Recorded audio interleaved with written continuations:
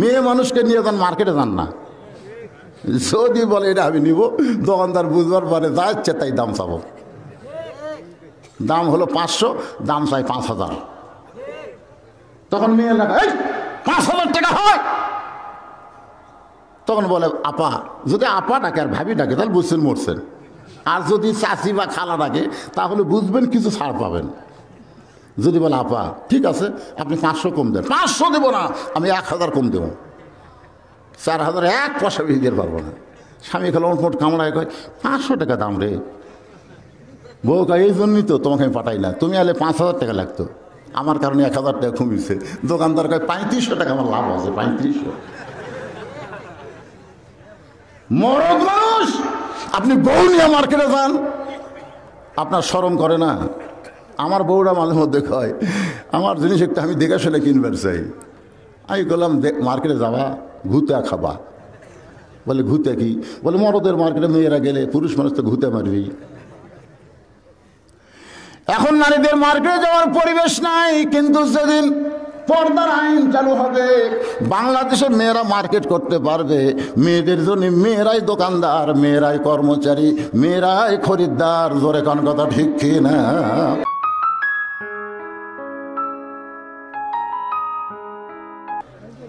আজকের মাহফিলের সম্মানিত সহসভাপতি জনাব মোহাম্মদ ফেরদাউস জামান, উনি আছেন মাশাআল্লাহ। আজকের এই মাহফিলের সম্মানিত প্রধান অতিথি জননেতা আলহাজ মোহাম্মদ মুজিবুর রহমান মজনু। আজকের এই মাহফিলের সম্মানিত বিশেষ অতিথিবৃন্দ, আমন্ত্রিত অতিথিবৃন্দ, সম্মানিত অতিথিবৃন্দ, সকলকেই অন্তরের অন্তঃস্থল থেকে আমি শুভেচ্ছা জ্ঞাপন করছি। সম্মানিত ওলামায়ে কেরাম, এ জাতির শ্রেষ্ঠ সন্তান হলো নায়েবে রাসূল, নায়েবে রাসূল। আল ওলামা ওয়ারাসাতুল আম্বিয়া, আলেমরা হচ্ছে নবীদের ওয়ারিস। বলেন সুবহানাল্লাহ।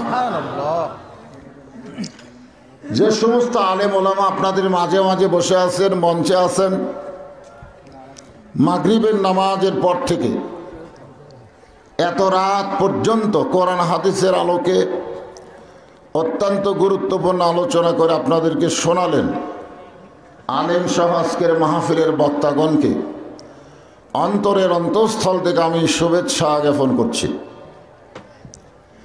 এই মুহূর্তে আমার সামনে যারা বসে আছেন, জায়গা না পাওয়ার কারণে যারা দাঁড়িয়ে আছেন, বসা এবং দাঁড়ানো সবাইকে অন্তরের অন্তঃস্থল থেকে আমি শুভেচ্ছা জ্ঞাপন করছি। সম্মানিত মা বোনেরা, পর্দার অন্তরালে বসে বসে যারা আলোচনা শুনতেছেন তাদেরকে শ্রদ্ধা জ্ঞাপন করে এই মুহূর্তে কেমন আছেন জানতে চাচ্ছি। সবাই বলে আলহামদুলিল্লাহ। জি আলহামদুলিল্লাহ, আলহামদুলিল্লাহ রব্বিল আলামিন। যে আল্লাহ শারীরিক সুস্থতা দান করে মানসিক প্রশান্তি লাভের জন্য আজকের এই কোরআন কারিমের মাহফিল আমাদেরকে কবুল করেছেন, আমরা সে আল্লাহর উপরে খুশি না বেজার? তাহলে জবান খুলে একবার কি বলা যাবে রব্বানা লাকাল হামদ, হামদান কাসীরান তাইয়িবান মুবারাকান ফিহি। আমরা আল্লাহর প্রশংসা করলাম। আজকে আমি আপনাদের সামনে আলোচনা করব মসজিদের উন্নয়ন আসলে কি। মসজিদের উন্নয়ন আসলে কি? মসজিদ ঘরকে দোতলা করা, তিনতলা করা, টাইলস ফাইলস দিয়ে সাজানো, এটাই কি মসজিদের উন্নয়ন? এই আসল উদ্দেশ্যটা কি? মসজিদ নির্মাণের পরে রাসূল কি চেয়েছিলেন, আমরা কি চাচ্ছি, এটাকে সামনে নিয়ে আলোচনা হবে। অন্য সাইডে যাওয়ার কোনো সুযোগ নাই। অনেকে অনেক চিন্তা করছে যে হুজুর না জানে আবার কি কয়। তো যাই হোক, আমি যে আয়াতে কারিমা তেলাওয়াত করেছি গোটা আয়াত না, আয়াতের একটা অংশ। আল্লাহ বলতেছেন কুল, বলুন, ইন্না সলাতি ওয়া নুসুখি ওয়া মাহইয়ায়া ওয়া মামাতি লিল্লাহি রাব্বিল আলামিন। এখানে চারটা কথা আছে, যেরকম কয়টা? এক নম্বর হলো নামাজ, সালাত। সালাত মানে কি? নামাজ। আমরা নামাজই করলে বুঝি ভালো, আসলে কোরআন হাদিসের কোনো জায়গায় নামাজ শব্দ নাই। আমার এলাকার এক ভণ্ড কইছে, তুই যে এত নামাজ পড়িস এগুলো তো কোরআন হাদিসে নাই। ও মূর্খ মানুষ বুঝতে পারেনি। আমরা এসে কই, হুজুর কোরআনে নাকি হাদিসে নাকি নামাজের কথা নাই। আমি বললাম নাই ভাই, তাহলে খামাখা। খামাখা কি? আগে করর এমন আখেরের কাজ, ধ্যান যোগে হয় দিলের নামাজ। ও তোমার পাঞ্জি গানা, নামাজ পড়া লাগবে না। ওরে শরীয়তের মৌলানা, 14টা করলা কানা। কোরআন হলো 90 পারা, তোমরা খোঁজা দেখলা না। আপনাদের শেরুয়া বটতলার আশেপাশে এরকম ভণ্ড আছে না নাই? ধরে কেন আছে না? কারণ শেরপুরিতে আমি অনেক ওয়াজ করছি। আপনাকে হাঁড়ির খবর পর্যন্ত আল্লাহ আমাকে জানার তৌফিক দিয়েছে। দীর্ঘ 10 বছর একটানা শেরপুর জেলা ওয়াজ করেছি। আমার চাইতে বেশি ওয়াজ কোনো বক্তা করেনি, ঠিক কিনা বলেন? কিন্তু যাই হোক, কিছুদিন ওয়াজটা বন্ধ ছিল, এবার আবার খুলে গেছে, আলহামদুলিল্লাহ। এখন আপনারা যারা আজকের কোরআনের মাহফিল এসেছেন, আপনারা সবাই স্বীকারোক্তি দিবেন, কোরআন কি 90 পারা না 30 পারা? জোরে বলেন। কোরআন কি জাহিরি না বাতনি? জাহিরি। হ্যাঁ, এখানে 4টা বিষয়ের মধ্যে 1 নম্বর বলা হয়েছে নামাজ। যার নামাজ নাই তাই কুরবানি দিতে পারবে না। আর যে নামাজ কুরবানি করবে না, সে আল্লাহর জন্যে না, সে শয়তানের জন্যে। ধরে কোন কার জন্যে? খুব খেয়াল করবেন, এখানে বলা হচ্ছে হায়াতি ও মামাতি লিল্লাহি রব্বিল আলামিন। আমার জীবন, আমার মৃত্যু কার জন্যে? যারা বলতেছেন না অন্য কারোর জন্য মরবেন নাকি, জবান খুলে বলেন, বাঁচবো কার জন্যে? মরবো কার জন্যে? একটা বিশ্বাস যদি আমাদের অন্তরে থাকতো, আমরা অন্য কাউরে পরোয়া করতাম না, কিন্তু নাই। 1 নম্বর হচ্ছে নামাজ। এই মাত্র শোনেন, কথাটা মনোযোগ দিয়ে শুনবেন। ফজরের নামাজ আদায় করে রাসূল হেরেম শরীফ থেকে বের হয়েছে। হেরেমের সবচাইতে নিকটবর্তী যার বাড়ি, তার নাম হলো আবু জেহেল। তার নাম কি? আবু জেহেল। আসলে আবু জেহেলের ভাগ্যটা খুবই ভালো। আমি ওর বাড়িতে পায়খানা করতে করতে চিন্তা করলাম যে আসলে তোর বাড়িটা খুব ভালো রে, তোর ভাগ্যটাও ভালো। কারণ আবু জেহেলের বাড়ি থেকে পশ্চিম দিকে 200 মিটার, কয়শো মিটার? 200 মিটার দূরে হচ্ছে কাবাঘর। আর পূর্ব দিকে 150 মিটার দূরে হচ্ছে আল্লাহর নবীর বাড়ি। তাহলে পশ্চিমে হচ্ছে লা ইলাহা ইল্লাল্লাহ, আর পূর্ব দিকে হচ্ছে মুহাম্মাদুর রাসূলুল্লাহ, মাঝখানে আবু জেহেল। এরপরেও আবু জেহেল 1 ওয়াক্ত নামাজ পড়েনি। আজকে আপনাদের মসজিদের পাশে হয়তো কারো বাড়ি আছে, মসজিদে আজান হয়, আকামত হয়, ওই বাড়িওয়ালা মসজিদে আসে না। এরকম আছে না নাই? ওই কিন্তু আবু জেহেলই খালাতো ভাই।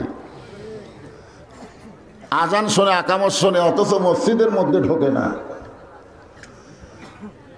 আবু জেহেল আল্লাহর নবীর দিকে তাকায় মুস্কি মুস্কি হেসে বলতেছে, বাজান, সন্ধ্যার সময় তোমাকে দেখলাম, তুমি সুন্দর। আবু জেহেল নবীকে বলতেছে, সন্ধ্যার সময় দেখলাম তুমি সুন্দর, কিন্তু সকালবেলায় দেখতেছি তুমি অতীব সুন্দর। মানে সন্ধ্যার সময় দেখছি সুন্দর, কিন্তু সকালবেলায় দেখতেছি তুমি খুবই সুন্দর। এর মধ্যে কারণ কি? আল্লাহর নবী চমকে উঠলেন। নবী চমকে উঠে বললেন, চাচা, সন্ধ্যার সময় আপনি আমাকে আসল রূপে দেখেন নাই, আপনি শুধু আমারে দেখেছেন, কিন্তু সকালবেলায় দেখতেছেন, এই দেখাটাই হলো আমার আসল রূপ। জোরে কোন সুবহানাল্লাহ। এখন বলেন, রাসূলের আসল রূপে কেমন সুন্দর? 400 রোজ গ্রহ তারা তারি নূরের ইশারা, নইলে যে অন্ধকারে ডুবিত এই ধরনী। সবাই বলেন, কত গান জীবনে গাইলেন। নবী নামে একটা গান গান তো সবাই বলেন, নবী মোর পরশমণি, নবী মোর সোনার খনি, নবী নাম ভাবে যেজন সেই তো দোজা হানের ধ্বনি। সে নামে মধু মাখা, সে নামে জাদু আঁকা, সে নামে মধু মাখা, সে নামে জাদু আঁকা, সে নামে মজনু হলো, সে নামে মজনু হলো মওলায় আমার কাদের গনি। সবাই বলেন, নবী মোর পরশমণি, নবী নাম ভাবে যেজন সেই তো দোজা হানের ধ্বনি। আল্লাহ রাসূল বলে, চাচা আমাকে সকালবেলা সুন্দর দেখার কারণ হলো আজকে রাত্রেবেলা আমি যখন ঘুমিয়েছিলাম তখন ফেরেশতা জিবরাইল আমাকে ঘুম থেকে চেতন করে বোরাকের পিঠে করে বাইতুল মুকাদ্দাস, কি যে বাইতুল মুকাদ্দাস নিয়ে আমার জামাই ওয়াজ করলো। আপনারা মোটামুটি গরমই হয়ে গেছিলেন, তাই না? ওয়াজ যখন থামে গেল, যে তাকবীর মারলেন,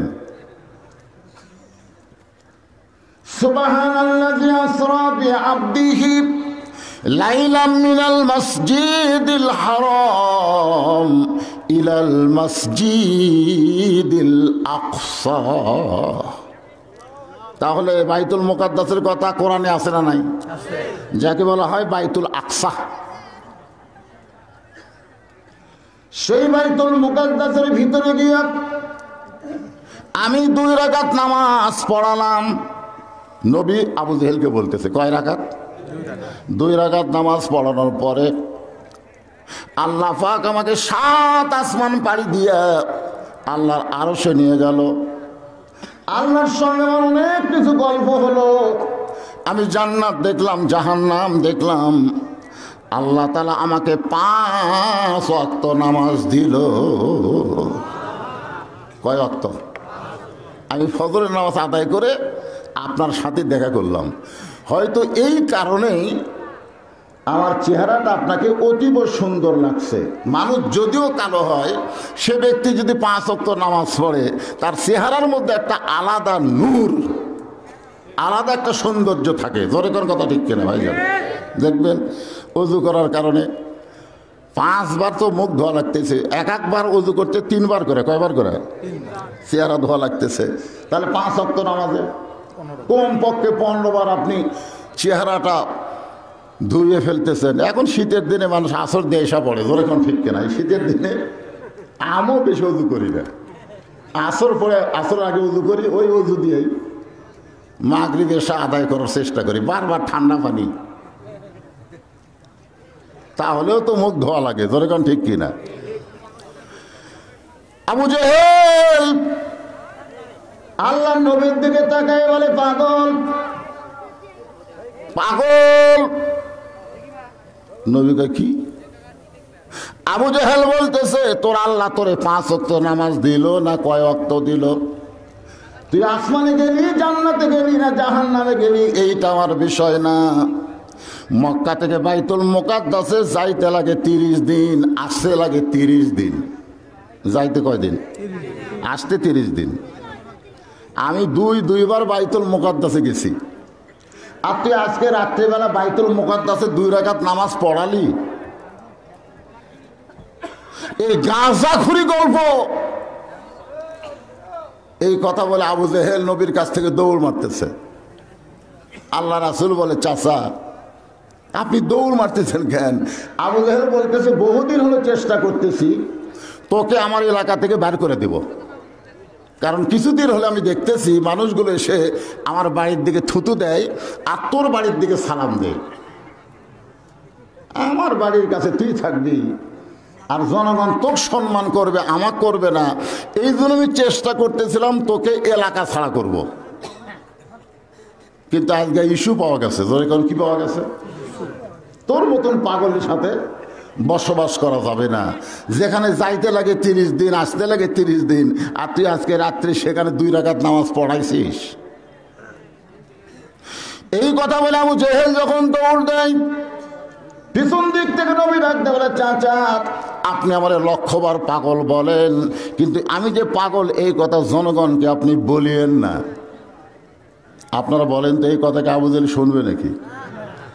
এক দৌড়ে চলে গেছে আবু বকরের দরজায়। আবু বকর, আবু বকর। আবু জেহেল সকালবেলা বাড়ি থেকে চমকে উঠল, এত বড় নেতা সকালবেলায় আমার বাড়ির দরজায়, মনে হয় নেতার বিপদ হচ্ছে, মনে হয় নেতা, এত বড় নেতা, আমাকে যাওয়া লাগে নেতার কাছে, আর নেতা এসে আমার বাড়ির দরজায়। আপনারা দেখবেন মাঝে মধ্যে নেতাকে বিপদ আছে না নাই? ড্রাইভারে কয় ব্রেক কর, ড্রাইভার বলে কেন স্যার? বলে মানুষ আসতেছে জগৎ পড়ে না। ড্রাইভার বলে ওটা না ফকির। নেতা বলতেছে এখন কোন সময় চলতেছে, এই সময় ফকিরেরও তো দাম, আমারও তাই দাম। ড্রাইভার গাড়ি থামা, গাড়ি থামাইলে নেতা নেমে বলতেছে আসসালামু আলাইকুম চাচা কেমন আছেন? ফকির খালি চারিদিকে তাকায়, কারে সালাম দিলে বেটা? আপনাকে দিলাম। আমি তো মানুষ না বাবা, আমি ফকির রে। আসলে ফকিরেরা কি মানুষ?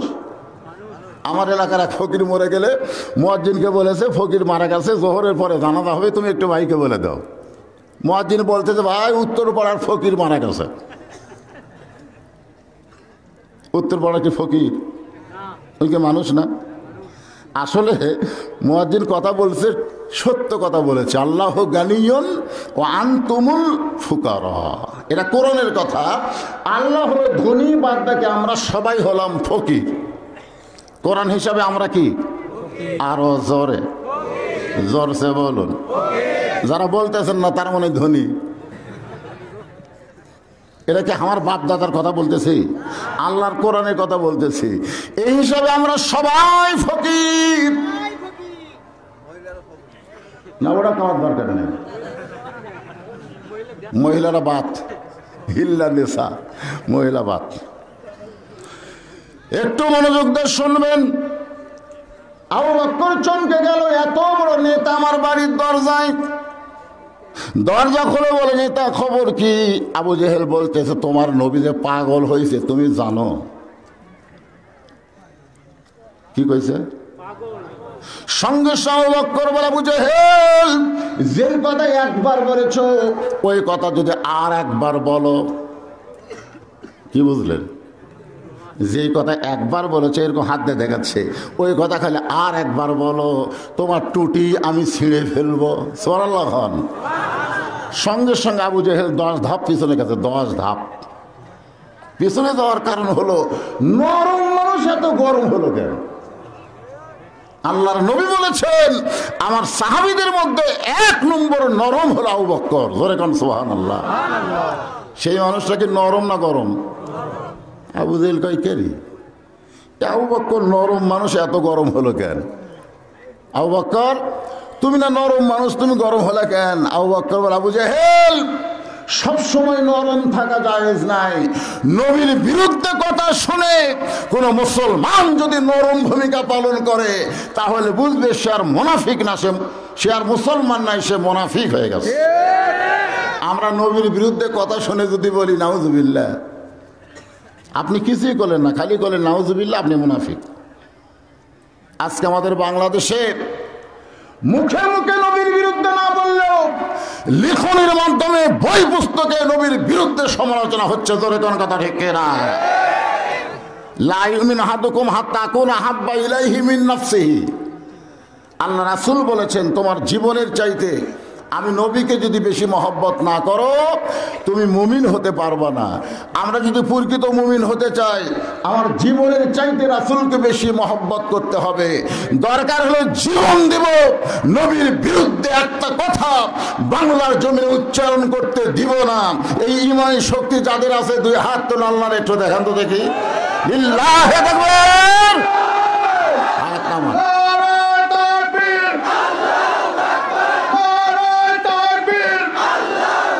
আমার নেতা তোমার নেতা। 2 মাইক হলে হবে, স্পিকার একটাই থাকা লাগবে। ডবল স্পিকার হলে অসুবিধা। আলহামদুলিল্লাহ। আল্লাহর নবী পাগল হয়েছে। এই কথা শোনার পর আবু বকর কি নরম না গরম? গরমের সাইজ কি? খালি আর একবার বল দেখি। এক দৌড় আবু বকর নবীর কাছে। নবী তখন কাবা ঘরের সঙ্গে হেলান দিয়া ছোট বাচ্চার মতন কাঁদতেছে। আবু বকর নবীর চোখের পানি মুছে দিয়ে বলে, রাসূলুল্লাহ, আজকের দিন আপনার জন্য খুশির দিন, আপনি কেন কাঁদতেছেন? হুজুর, আপনি আল্লাহর আরশে গেলেন, আল্লাহ পাক আপনাকে 5 ওয়াক্ত নামাজ দিল, এরপরেও আপনি কেন কাঁদতেছেন? নবী চমকে বলে, আবু বকর, এই খবর তোমারে কে দিছে? আবু বকর বলতেছে, আবু জেহেল দিছে। রাসূলকে, আবু বকর, তোমার কি বিশ্বাস হয়? আবু বকর বলে, রাসূলুল্লাহ, একদিন তো মিথ্যা নয়। সঙ্গে সঙ্গে নবী চোখের পানি মুছে বলতেছে, আবু বকর, তোমার যখন বিশ্বাস হয় সাদ্দাক্তা ইয়া রাসূলুল্লাহ শব্দ বলার সঙ্গে সঙ্গে আমার আর কোনো দুঃখ নাই। সুবহানাল্লাহ, সুবহানাল্লাহ জোরে কোয়া যায় না? এমন সময় আস্তে আস্তে সাহাবীরা নবীকে ঘিরে ধরলো।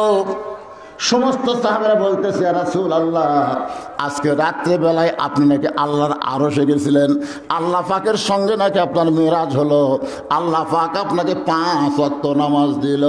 ইন্না সলাতি ওয়া নুসুকি ওয়া মাহইয়ায়া ওয়া মামাতি লিল্লাহি রাব্বিল।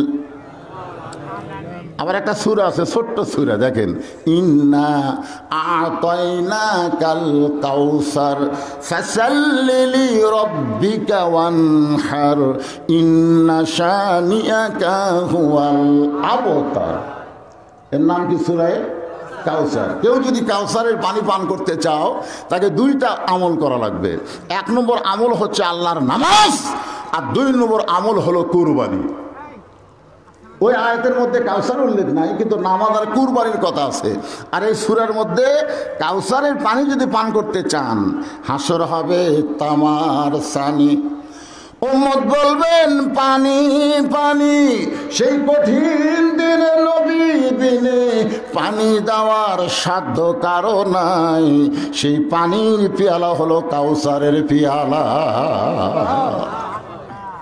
ইমাম গাজ্জালি বলেছেন, 1 পেয়ালা হাউজে কাউসারের 1 পেয়ালা পানি খেয়ে কেউ যদি জাহান্নামেও যায়, আল্লাহ জাহান্নামকে জান্নাত বানায় দেবে।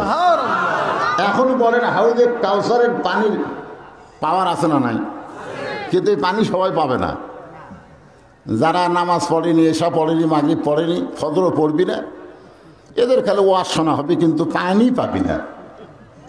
এখন কাউসারের পানিকে আমরা পান করতে চাই, জোরে গান পান কি করতে চাই, তাহলে নামাজ ছাড়া কোনো গতি। এই জন্য নামাজ একটু মনোযোগ দিয়ে শুনবেন। সমস্ত সাহাবীরা বললেন, ইয়া রাসূলুল্লাহ, 5 ওয়াক্ত। 5 ওয়াক্ত মানে কি? সময়। ওয়াক্ত মানে সময়। 24 ঘন্টার মধ্যে 5টা সময় আল্লাহর খুব পছন্দ। 24 ঘন্টা, দিন রাত কয় ঘন্টা? 24 ঘন্টার মধ্যে সব সময় আল্লাহর পছন্দ না, 5টা সময় আল্লাহর খুব পছন্দ। এই পছন্দনীয় সময়ে 5টা নামাজ আল্লাহ আমাদেরকে দান করেছে। সুবহানাল্লাহ।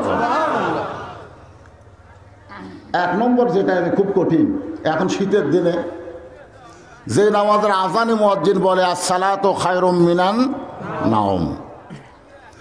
আল্লাহ নবী বললেন, সাহাবীরা, এই ফজরের নামাজ যখন আল্লাহ আমাকে দেয়, ফজরের ফরজ হলো 2 রাকাত। আমি বললাম, মাবুদ, আমার উম্মতেরাই ফজরের নামাজ যখন আদায় করবে, আল্লাহ বললেন শুধু আদায় করলে হবে না, জামাতের সঙ্গে আদায় করা লাগবে। ফজরের নামাজ কেউ যদি বাড়িতে আদায় করে, জামাত আদায় করে না, রাসূল বলেছেন ওই ব্যক্তির মৃত্যু হবে মুনাফিকের মৃত্যু। নামাজ পড়ার পরেও লোকটা মুনাফিক হয়ে যাবে। তাহলে ফজরের নামাজ কোথায় পড়বেন? কোথায় পড়বেন? না পড়বেন না? 350 বছর কান্দাকাটি করার পরে আদম আলাইহিস সালামের তওবা যখন আল্লাহ কবুল করলো, বর্তমানে যেখানে কাবা ঘর আছে না নাই, তখন কাবা ঘর ছিল না, ওই জায়গাটা ফাঁকা ছিল। ও ফাঁকা জায়গার উপরে আদম আলাইহিস সালাম শুকরিয়া তান 2 রাকাত নামাজ আদায় করলেন। 2 রাকাত নামাজ আল্লাহর কাছে এতই ভালো লাগলো, আল্লাহ বললেন, নবী গো, আপনার উম্মতের ফজরে 2 রাকাত ফরজ নামাজ যখন জামাতের সঙ্গে আদায় করবে, আদম আলাইহিস সালামের সম পরিমাণ সওয়াব আল্লাহ তার আমল নামায় দিয়ে দিবে। কত বছর কানছে? 350 বছর। ও বাবা রে, আমার কি হবি রে, এই কয়ে কানছে, কি কয়ে কানছে? কোরআনে আল্লাহ উল্লেখ করে দিয়েছেন। আমার সঙ্গে সবাই পড়েন, আদমের সন্তান না আমরা, বনি আদম, সবাই পড়েন রব্বানা, পড়েন রব্বানা যালামনা আনফুসানা ওয়া ইল্লাম তাগফির লানা ওয়া তারহামনা লানাকুনান্না মিনাল খাসিরিন। আল্লাহর নবী বললেন, আমাদের জাতির পিতা হযরত ইব্রাহিম চড়কের উপরে বাবা তো রশি ধরে টানতেছে, নিচে নমরুদের চুলার আগুন দাও দাও করে জ্বলতেছে, বাবা টানতেছে ছেলেকে বাঁচানোর জন্য না আগুনে ফেলে দেওয়ার জন্যে? কারণ আগুনে ফেলে দেওয়ার জন্যে না বাঁচানোর জন্য? বাঁচানোর জন্যে। আজ পর্যন্ত এটাই বুঝলেন। ইব্রাহিম আলাইহিস সালাম যখন চড়কের উপরে বসা, ওই সময় আজর রশি টানতেছে। আজর ইব্রাহিমের বাবা রশি টানতেছে কি বাঁচানোর জন্যে না ফেলে দেওয়ার জন্যে? আপনারা বলেন তো, যেই বাবা তার সন্তানকে আগুনের মধ্যে ফেলে দিবার চায়, এটা কি ভালো বাপ না খারাপ বাপ? ভালো। আজকে যেই বাবারা নমরুদের আগুন নয়, জাহান্নামের আগুনকে তার সন্তানকে ফেলে দিবার চায়, আপনারা বলেন তো এই বাবা কেমন বাপ? যে বাবা নিজে নামাজ পড়ে, ছেলেরা নামাজের কথা কয় না, কলে বয়স হলে ঠিকই পড়বে। হুজুর বয়স কখন? আমার মতো বয়স হোক, যখন হবে চামড়া ঢিল, আল্লাহর সঙ্গে দিবে মিল। আপনারা বলেন তো, সব ইবাদত দেরি করে ধরলেও চলবে, কিন্তু নামাজ এইটা দেরি চলবে না বাজান। সরকারি চাকরির মতো হচ্ছে নামাজ। 7 বছর থেকে নামাজের তালিম দেওয়া লাগবে, কিভাবে নিয়ত বাঁধবে, কিভাবে হাত বাঁধবে, কিভাবে রুকু করবে, কিভাবে সেজদা করবে। এই তালিম হবে 7 বছর থেকে। আর 10 বছরে তাকে জোর করে নামাজ ধরাতে হবে। এ আইন কার? আরো জোরে বলেন। তাহলে আপনি নিজে বাবা হয়ে নামাজ পড়েন, আপনার আইডিয়া নামাজ পড়ে না। এই যে খালি ঘুর ঘুর করে ঘরে দেখেন, একটাও বসে না, খালি ঘুরে। কতগুলো ছেলে বাড়ি থেকে বের হয়েছে আজকে মাহফিলের কথা বলে, কতগুলো মেয়েরাও বের হয়েছে মাহফিলের কথা বলে, কিন্তু একজনও মাহফিলে নাই। ওরা খালি মিস কল মারতেছে। জোরে কোন ঠিক কিনা ভাই? এই জন্য আমি বলি, রাতের মাহফিলের চাইতে দিনে মাহফিল করা অনেক ভালো। সব দেখা যায়, কে কি করতেছে সব দেখা যায়, কিন্তু রাতের অন্ধকারে অন্ধকারে যায় ওরা যে কি করতেছে ভাই। একটু মনোযোগ দেবেন। নামাজ হলো সরকারি ইবাদতের মতো।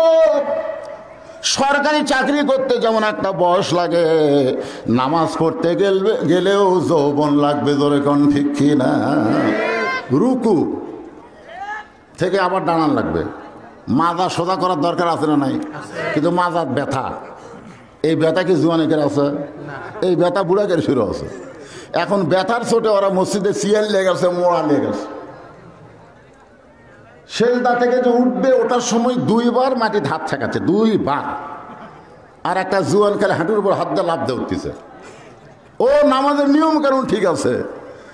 মুয়াজ্জিন একদিন হঠাৎ ফজরের নামাজ মিস করছে। তা বুড়া মানুষ একেবারে মুয়াজ্জিনের আগে মসজিদে আসে। ওর আসার মধ্যে 2টা কারণ। 1 নম্বর কারণ হলো মুয়াজ্জিনকে দেখা, আর 2 নম্বর কারণ হলো আল্লাহর নামাজ পড়া। আশা দেখে যে মুয়াজ্জিন আজান দেয় আগে, তারপরে গোসল করে। আগে আজান দেয়, তারপরে কি করে? গোসল করে। এই বুড়া 3-4 দিন দেখার পরে কয়, কে রে আজান দেওয়ার পরে গোসল করে? তার মানে গোসল কখন ফরজ হয়? কথা কয় না। শরীর যখন নাপাক হয় তখন গোসল। আগে নাপাক হয়ে আজান দিল, তারপরে পাক হয়ে মসজিদে আসলো। এটা দেখার পরে মসজিদ কমিটিকে বলতে হয়, এই মুয়াজ্জিন আর চলবে না, বলে কেন চলবি না? আগে আজান দেয় তারপরে গোসল করে। মসজিদ কমিটি মুয়াজ্জিনকে ধরে বলতেছে, মুয়াজ্জিন আসলে খবর কি? তাই বলে হ্যাঁ তাই। তো তাকে আজান দিয়ে ফজরের তারপরে গোসল করে কেন? বলে তোমরা যে বেতন আমাকে দাও এই বেতন দিয়ে আমার সংসার চলে না। আমি রাত্রেবেলা কুলিগিরি করি, চাতালের বস্তা বস্তা ধান আমি গোডাউনে তুলি, গোটা শরীর আমার মাখা যায়, কিন্তু এই শালা বুড়ার অত্যাচারে আমাকে সময় মতো আজান না দিলে তো মুয়াজ্জিন থাকবে না। এই জন্য আগে আজান দিয়ে তারপরে গোসল করি। আগে গোসল করবার গেলে 2 মিনিট পরে যদি আজান দেয় আমার চাকরি শেষ। সমস্ত মুসল্লিরা কাঁদতেছে। আজকে মসজিদের অধিকাংশ মুয়াজ্জিন এইভাবে কষ্টে আছে। জোরে কোন কথা ঠিক কিনা? অথচ আল্লাহর নবী বলেছেন, বেলাল তুমি আমার কাছে আসো। বেলাল যখন নবীর কাছে যায়, নবী বললেন, বেলাল তুমি তো আমার চাইতে আধ হাত খাটো। বেলাল বলে, হুজুর আপনি হলেন ইমাম, আমি হলাম মুয়াজ্জিন। আপনি লম্বা হয় ভালো, আমি খাটো হয় ভালো। আল্লাহ রাসূল বলে, বেলাল দুনিয়াতে তুমি আমার চাইতে আধ হাত খাটো হলে কি হবে? হাসরের ময়দানে আল্লাহ তাআলা আমার চাইতেও তোমাকে 1 হাত লম্বা করে দিবে। বেলাল বলে, হুজুর আপনার চাইতে আমার লম্বা করার কারণ কি? রাসূল বললেন, যারা মসজিদের 5 ওয়াক্ত নামাজের আজান দেয় তাদেরকে আল্লাহ হাসরে এত বড় সম্মান দেবে, শুধু মাথায় লম্বা করবে না, তার মাথায় একটা নূরের টুপি আল্লাহ পরায়া দিবে। এখন বলেন, ইসলামী মুয়াজ্জিনের সম্মান আছে না নাই? কিন্তু বাংলাদেশে আছে। খালি মসজিদে ময়লা দেয়, মুয়াজ্জিন সাহেব এই মসজিদে ময়লা কেন? আজকে আমাদের বাংলাদেশে এইরকম অবস্থা হওয়ার পিছনে কারণ আছে। এই কারণগুলো আপনারা মাগরিবের নামাজের সময় পাবেন।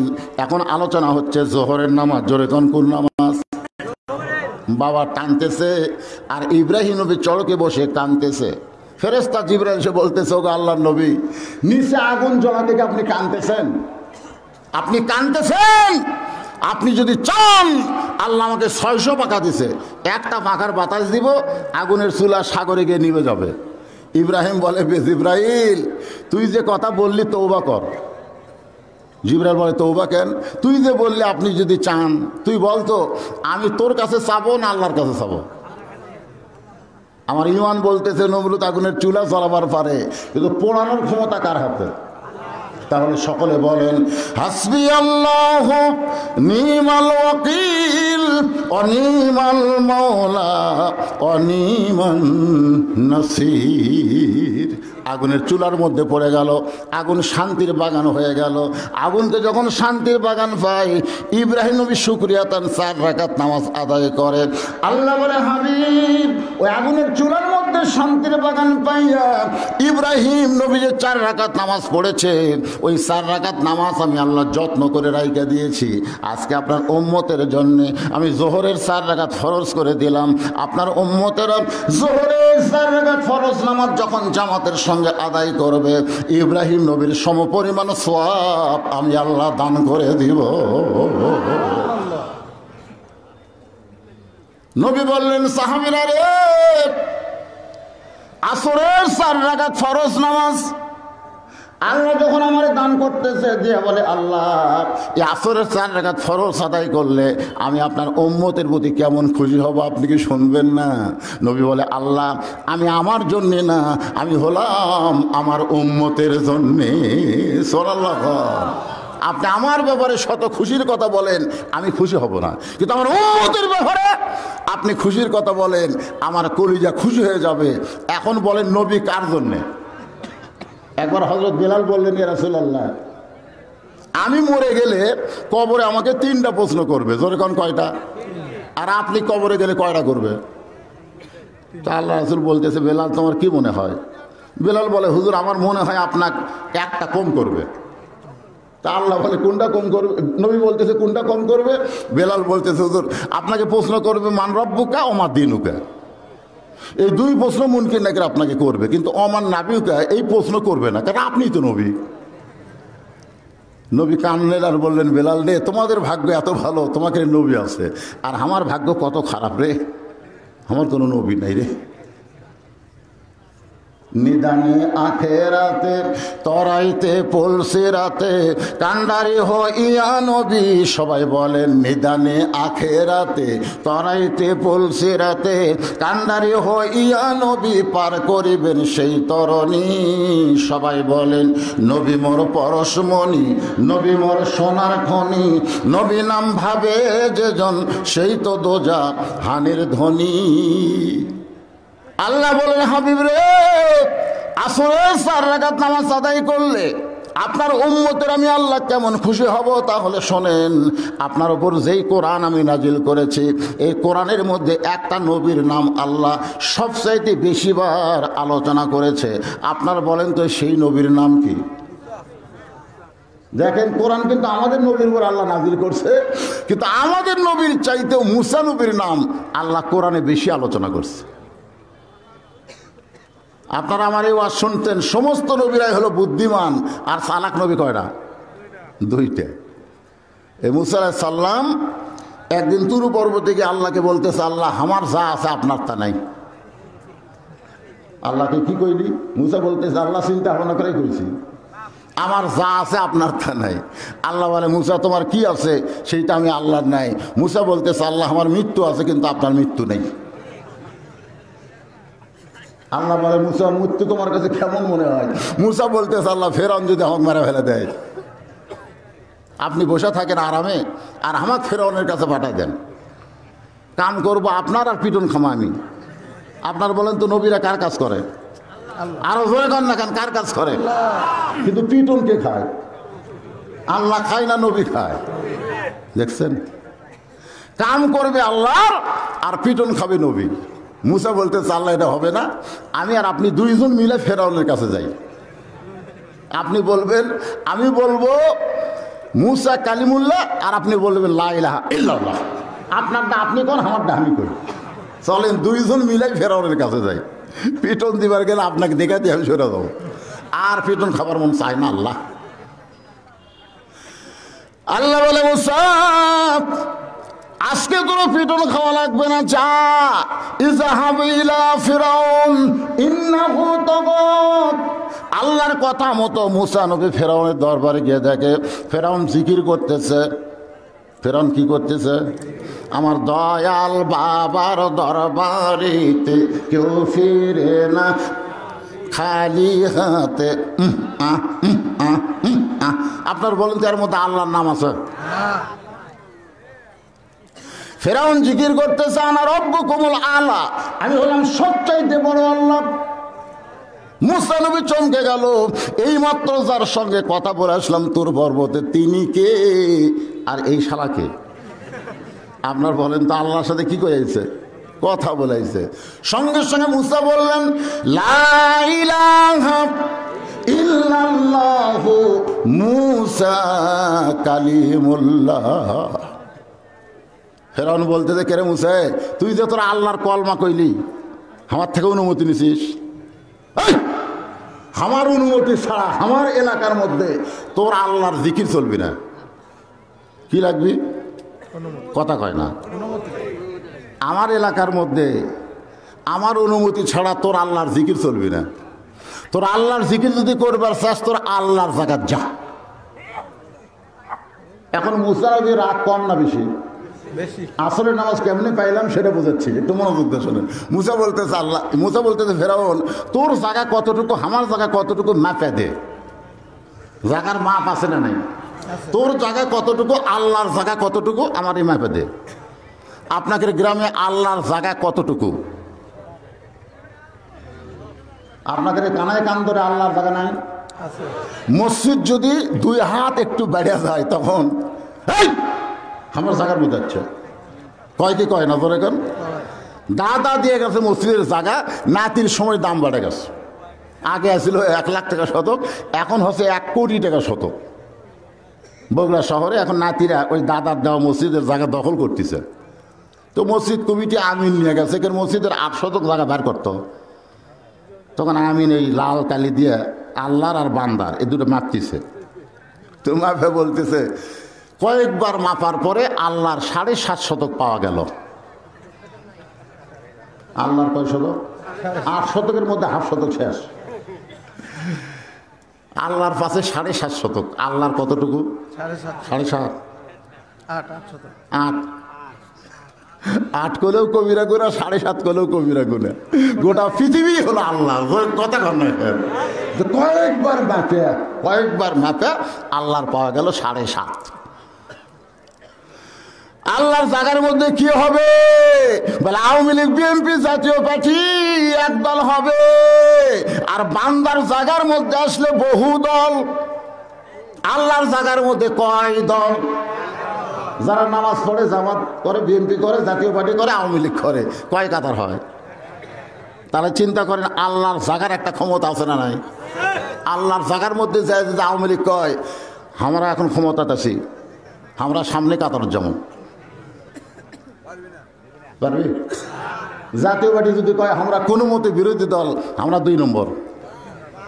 বিএনপি কয় বাইরে আমাকে করো, তা আমরা 3 নম্বরে। জামাত বলতেছে আমরা যুদ্ধ অপরাধী ভাই, 4 নম্বরই থাকি। এইরকম কোনোদিন দেখছেন? বরং দেখবেন খেয়াল করে, জামাত ইসলামের মুয়াজ্জিন আজান দেয়, জামাতের আলেম ইমাম হইয়া নামাজ পড়ায়, আওয়ামী লীগ তার পিছনে একটু দেয়, তুই ইমাম কয়ে দাঁড়ায়। ধরে কথা কর না কেন? বেড়া যা করিস কর, আল্লাহর এরিয়ার মধ্যে আসলে কোনো রাজনীতি চলবি না। তা আমরা খালি 7.5 শতক আল্লাহ দিলাম কেন? 7.5 শতক যেমন আল্লাহরে দিলাম, গোটা বাংলাদেশ তেমন আল্লাহকে যদি দিবার পারতাম, মসজিদে এমন সবাই এক কাতার হতো, বাহিরেও তারা এক কাতার থাকতো। জোরে কোন কথা ঠিক কিনা? আল্লাহ কোরআনে বলেছেন ওয়াতাসিমু বিহাবলিল্লাহি জামিআন ওয়া লা তাফাররাকু। জামাতে নামাজ আদায় করলে এই জিনিসটা হয়ে যায়, ধনীর কাছে গরিব, গরিবের কাছে ধনী, কালোর কাছে ফর্সা, ফর্সার কাছে কালো, তেল তেলা পায়ের কাছে ফাটা পা, ঠোকা লাগলেও কাতার ছাড়া যাবে না। শীতের মধ্যে ফাটা পা বোঝেন আপনারা? বিলেটের মতন ধার। এখন নবীর হাদিস হলো গোড়ালির সঙ্গে গোড়ালি মিল কর। এখন তেল তেলার কাছে ফাটা যায় মিল করতেছে, হঠাৎ একটা হাঁচর লাগছে। কোনোদিন কইছে কি জন্য কয়নি ভাই রে? এমন একটা জায়গার মধ্যে যাচ্ছি ভাই, যেখানে আমার কোনো পাওয়ারই নেই। সুবহানাল্লাহ খান। মুসা বলতে ফেরাউন জায়গা মাথা দে, তোর কতটুকু আল্লাহর কতটুকু? ফেরাউন বলতে আমার রাজত্বের মধ্যে তোর আল্লাহর জিকির চলবে না। মুসা কয় আল্লাহ এখন ফেরাউনকে কি করব? আমার মুখে আছে তোমার কলেমা, হাতে আছে তোমার শক্তি। মুসার হাতে কার শক্তি? আল্লাহ। কথা কয় না কেন? আসলে চল মারছে মুসার শক্তিতে না আল্লাহর শক্তিতে? খালি বলছে বলবো মুসা তোমার জান কবজ করবার চাই। মুসা বলতেছে আয়। আপনারা যখন মুসার দিকে যাচ্ছে, মুসা হট কানেকশন আল্লাহর সাথে। আল্লাহ আমি একটা তোমার জলিল কদর পয়গম্বর, আর আমারে সালাম না দিয়ে জান কবজ করবার চাই, আমি একটু শিক্ষা দিবার চাই। আল্লাহ কই তুই আল্লাহর দিকে তাকাতো, বিশাল পা আছে মাথা নাই, এই তুই তার কি সাইজ করবি? মুসা বলতে গেলে আমার কাছে আসুক না কেন? যেই কাছে আইছে বিসমিল্লাহ কয়ে মারছে চর। কি কয়ে বিসমিল্লাহ বলে কার নামে? আল্লাহ। মুসার হাতে এত লম্বা করে দিছে, হচ্ছে মানুষ খাটো কিন্তু হাত আছে। আজরাইল চোখ বরাবর মারছে ঘুষি। কে রে কুটি মুসা পড়ে আছে, হাত কুটি গেল। আসলে কি এটা মুসার হাত না আল্লাহর হাত? চোখের মনি উল্টে গেছে। আপনার জান যখন কবজ করবে আসবে না, তখন দেখবেন আজরাইলের এক চোখ উল্টে।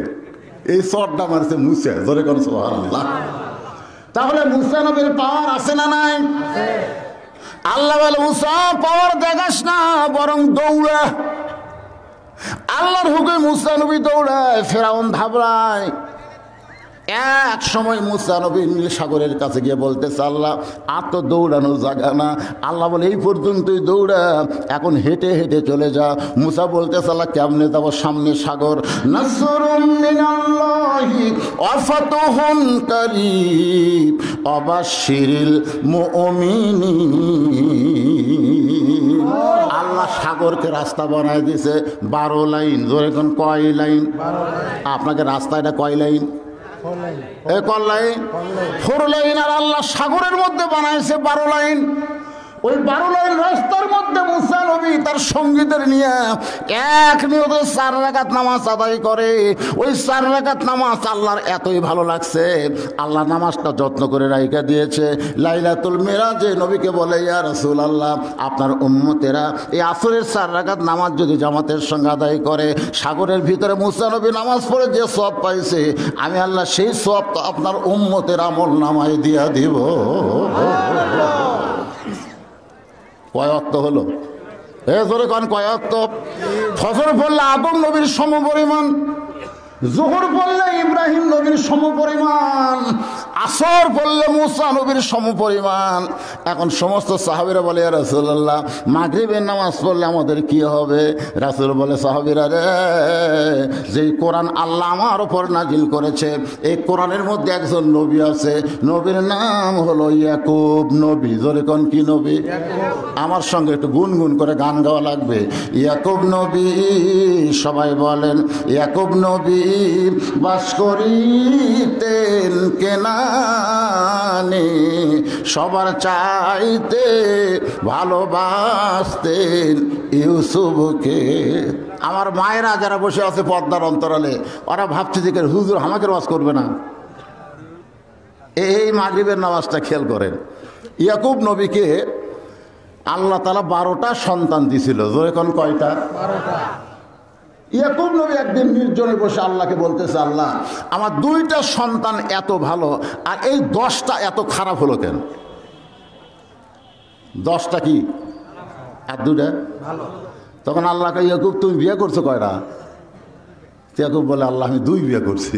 তোমার যে বউ ভালো, সে বউয়ের পেট থেকে ইউসুফ আর বনিয়ামিন ভালো হচ্ছে, আর তোমার যে বউ খারাপ, ওই খারাপ বউয়ের পেট থেকে যে 10টা মাল বার আছে, এই 10টাই খারাপ। এখন আমরা সন্তান যদি ভালো চাই, তাহলে কি ভালো লাগবে? বউ হলি তো মা হবি রে, আগেই মা আগে বউ। খুব খেয়াল করে শুনতে হবে। আর মায়েরা যারা পর্দার অন্তরে আছেন, রমজান মাসের ছেলে এসে আমার বলে, হুজুর 11 মাস আমার খিদা কম, রোজার মাসে এত খিদা কেন? খাইলি খিদা। আমি বললাম, তোর 11 মাস খিদা লাগে না, রোজার মাসে খিদা বেশি, এটা জানবে গেলে তোর মায়ের কাছে যাওয়া লাগবে। বলে, হুজুর মা কেমনি জানবে? খালি যাই বল, তোর মা কি মেসেজ আছে? হ্যাঁ। তো মায়ের কাছে বলতেছে, মা 11 মাস আমার খিদা কম, রোজার মাসে এত খিদা কেন? তখন মা বলতেছে, তোর দাদি এই সর্বনাশ করছে। রমজান মাস শেষে তোর দাদি আমার বলতেছে, বৌমা খবরদার রোজা রাখবো না, তুমি রোজা রাখলে পেটেরটা শুকা যাবে, খালি তুই কি তাজা তোর জন্যে রোজার মাসও আমি খাইছি রে। এই জন্যে পেটের মধ্য থেকে তোর খাওয়ার অভ্যাস আছে, তুই বেড়ে আসার না খেয়ে থাকা পারবি। এই জন্য একজন নেপোলিয়ান বলেছে, ভালো একটা সন্তান যদি চাও, ভালো একটা মায়ের দরকার। আজকে অধিকাংশ সন্তান খারাপ হওয়ার পিছনে কারণ হলো আমাদের মাগুলো খারাপ। জোরে কোন কথা ঠিক কিনা? মাগুলো খারাপ। আজকে যে ঘরে নামাজ ভালো লাগতেছে না, মানে নামাজই শালারা পড়ে না। নামাজ যারা পড়বে না, জীবনে নামাজের ওয়াজ এদের ভালো লাগবে না। যারা সুদ খায়, সুদের বিরুদ্ধে ওয়াজ করলে তার কলিজার মধ্যে পাও দেওয়া হয়। যারা ঘুষ খায়, ঘুষের বিরুদ্ধে ওয়াজ করলে ওদের মনে হয় মাথাতে আগুন ধরে। এখন বক্তা ওয়াজ করবি কোনটা? মসজিদে গিয়ে জুমার দিনে বলতেছে যে সুদের 1 টাকা খায়, মায়ের সঙ্গে 42 বার জিনা করার গুনাহ হয়। কিসের? ইমাম কয়, কে আমি সুদের বিরুদ্ধে ওয়াজ করি, কেশের গলার মধ্যে পোকা ঢুকলো নাকি? এ আবার যেই শুরু করছে কেশের। নামাজ শেষ করে বলতেছি, ইমাম সাহেব মাস পুরো হচ্ছে, যে এখনো 10 দিন বাকি, গোটা মাসের বেতন লাগা। ইমাম কয়, চাচা আমার দোষ কি? বলে, আমার বিরুদ্ধে ওয়াজ করিস, তার মানে আমি একটু সুদ খাই, সুদের বিরুদ্ধে বললে আমার বিরুদ্ধে যায়। ইমাম সাহেব বললে, চাচা আপনি যদি সুদ খান, এ কথা আগে জানলে আমি সুদের বিরুদ্ধে কোনো তো ওয়াজ করতাম না। কিসের? বলতে 500 বেড়া দিলাম, যা। আজকে মসজিদের মধ্যে ইমাম সাহেব আল্লাহর কোরআন নবীর বিধান মতন কথা বলতে পারতেছে না। কেশিয়ারের অত্যাচারে, সভাপতির অত্যাচারে, সেক্রেটারির অত্যাচারে। ধরে কোন কথা ঠিক কিনা ভাই? খুঁজলে দেখেন এই লোকগুলাই মসজিদ কমিটির বেশি জায়গা পায়। একটু মনোযোগ দিয়ে শুনবেন। অথবা সাবিল হক, হক কথা বলতে হবে। নামাজ যদি আপনার জীবনে না থাকে, আপনি যত বড়ই মানুষ হন না কেন, লা সালাত আলা ঈমানা, যার নামাজ নাই তার কি নাই? ঈমান নাই। লা সালাত আলা দীনা, যার নামাজ নাই তার কোনো ধর্ম নাই। হিন্দুদের জন্য মন্দির বানাইছে, ওরা মাঝে মধ্যে মন্দিরে যায়। খ্রিস্টানের জন্য গির্জা বানাইছে, মাঝে মধ্যে গির্জায় যায়। ইহুদের জন্য প্যাগোডা বানাইছে, মাঝে মধ্যে প্যাগোডায় যায়। কিন্তু মুসলমানের মধ্যে এমন নামধারী মুসলমান এত বড় হইয়া গেছে, এখন পর্যন্ত মসজিদের মধ্যে ঢোকে না। আছে না নাই? জোরে কোন আছে না নাই? একটু মনোযোগ দিয়ে শুনবেন। মাগরিবে 3 রাকাত নামাজ পড়লে আমাদের কতটুকু লাভ হবে এটা বোঝানোর জন্য বলতেছি। ইয়াকুব নবী আল্লাহর কাছে কাঁদতেছে, আল্লাহ আমার 2টা সন্তান এত ভালো, আর এই 10টা খারাপ কেন হলো? আল্লাহ বলে, ইয়াকুব রে, সন্তান ভালো মন্দ হওয়ার পেছনে তোমার কোনো দোষ নাই, দোষ হলো তোমার বইয়ের। দোষ কার? তোমার যে 10টা সন্তান খারাপ। কেমন খারাপ? রক্তমাখা জামা নিয়ে বাবার কাছে এসে বলতেছে, বাবা আমরা বহু চেষ্টা করছি, বাঘের হাত থেকে ইউসুফকে বাঁচাবার পারলাম না, কিন্তু জামা বাঁচাছি। ও বাবা, এই দেখেন রক্তমাখা জামা। ইয়াকুব নবী চিন্তায় পড়ে গেল, বাঘ যদি আমার ইউসুফকে ধরে তাহলে আগে জামা খাম হবে। আগে কি খাম হবে? কথা কন না কেন? বাঘকে পাঞ্জাবি খুলে তারপর খাঁচা, তাহলে আগে জামা ছিঁড়বে। ইয়াকুব নবী তাকায় দেখে জামার কোনো জায়গায় ছেঁড়া নাই, ছুটে নাই, গোটা জামা রক্ত দিয়া মাখা। ইয়াকুব নবী বুঝবার পারলেন এই 10 জন আমার ইউসুফের ষড়যন্ত্র করতেছে। তিনি ঘরের মধ্যে চলে গেলেন, ওই রক্তমাখা জামা নিয়ে আল্লাহকে বলতেছেন, আল্লাহ আমার ইউসুফ যেখানেই থাক, তুমি আল্লাহ তারে হেফাজত করো। আপনারা বলেন তো, বাবার দোয়া আল্লাহ কবুল করবে কি করবে না? কথা কন। শ্বশুরের দোয়া, আব্বা আব্বা আসসালামু আলাইকুম, আব্বা কেমন আছেন আব্বা? একমাত্র বাবা। ওয়াকাযা রাব্বুকা আল্লা তা'বুদু ইল্লা ইয়াহু ওয়া বিল ওয়ালিদাইনি ইহসানান। রে দুনিয়ার মানুষেরা শোনো, আল্লাহর পর তোমাদের সবচাইতে ইবাদত না, তোমাদের সম্মান পাওয়ার যোগ্য হলো তোমাদের বাপ মা। বাপ মার মনে যদি কষ্ট দিয়ে তুমি 5 ওয়াক্ত নামাজ পড়ো, তুমি রোজা করো, তুমি হজ করো, তুমি যাকাত দাও, বাবার মনে যদি উহু শব্দ উচ্চারণ হয়, তোমার একটা ইবাদত আল্লাহর দরবারে কবুল হবে না। জোরে কর না কেন? যারা ঠিক বলবি না এরা শ্বশুরও সম্মান দেয়। শ্বশুর নিয়ে দেখে, আব্বা চা খান, দুধের চা না খান, লাল চা, আব্বা পেঁয়াজি খান, মুখের সামনে বাপ ঘরে, অথচ বাপরে কিছুই কয় না। একটু মনোযোগ দেবেন। ইয়াকুব নবী বাবা আল্লাহর কাছে বলতেছে, আল্লাহ আমার ইউসুফ রে তুমি হেফাজত করো। এখন বলেন তো, বাবার দোয়া সন্তানের জন্য আল্লাহ কবুল করে? দোয়া যদি কবুল করে তাহলে গড় দোয়া এটা করে না? আপনারা কারা কারা বাবার অন্তরে কষ্ট দিয়েছেন, বাবার মনে কষ্ট দিয়েছেন? এই সন্তানগুলো যদি এখানে থাকেন আর বাবা যদি মারা যায়, আপনি যতই চেষ্টা করেন আপনি জান্নাতের ঢপ দেখতে পারবেন, কিন্তু ভিতরে ঢুকতে পারবেন না। ঠিক। বাপ মায়ের মুখের দিকে তাকালে রহমতের নজরে, ভালোবাসার দৃষ্টিতে আল্লাহ তার আমল নামে একটা কবুল হজের সওয়াব দেয়। জোরে কর সুবহানাল্লাহ। একটু মনোযোগ দিয়ে শুনবেন।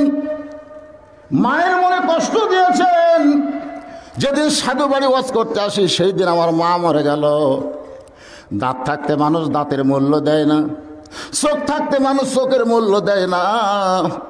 বাপ মা যতদিন জীবিত থাকে সন্তান বুঝবার পারে না, বাপ মা যদি মারা যায় তখন বুঝবে তার মতন এতিম আর এই দুনিয়াতে কেউ না। আমার নাতি হোসাইন একদিন আমাকে মার সামনে, আমার মার সামনে আমাকে বলছে, এই বুড়া, আমাকে বলছে বুড়া। হ্যাঁ, মায়ের সেই কান্দন, ওর ডাক দেয়, শোন আমি বাসা থাকতে তুই আমার ছেলের বুড়া তুলি কেন?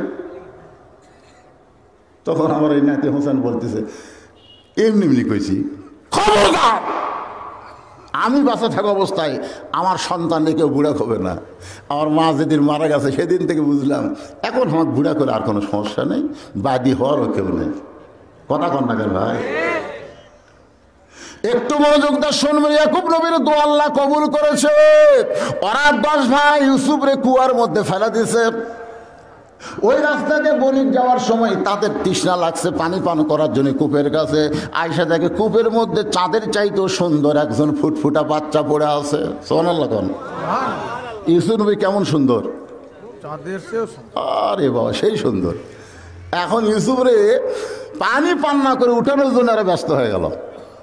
ইউসুফ উপরে উঠে দেখে ওরে বাবা হাত বাঁধিয়েছে পাও বাঁধিয়েছে, ওটি মরিয়া পচে যেত কিন্তু উঠবার পারতো না। এখন প্রত্যেকটা বণিক কয় আমি নিব, এত সুন্দর সন্তান আমি নিব, সবাই কয় আমি নিব।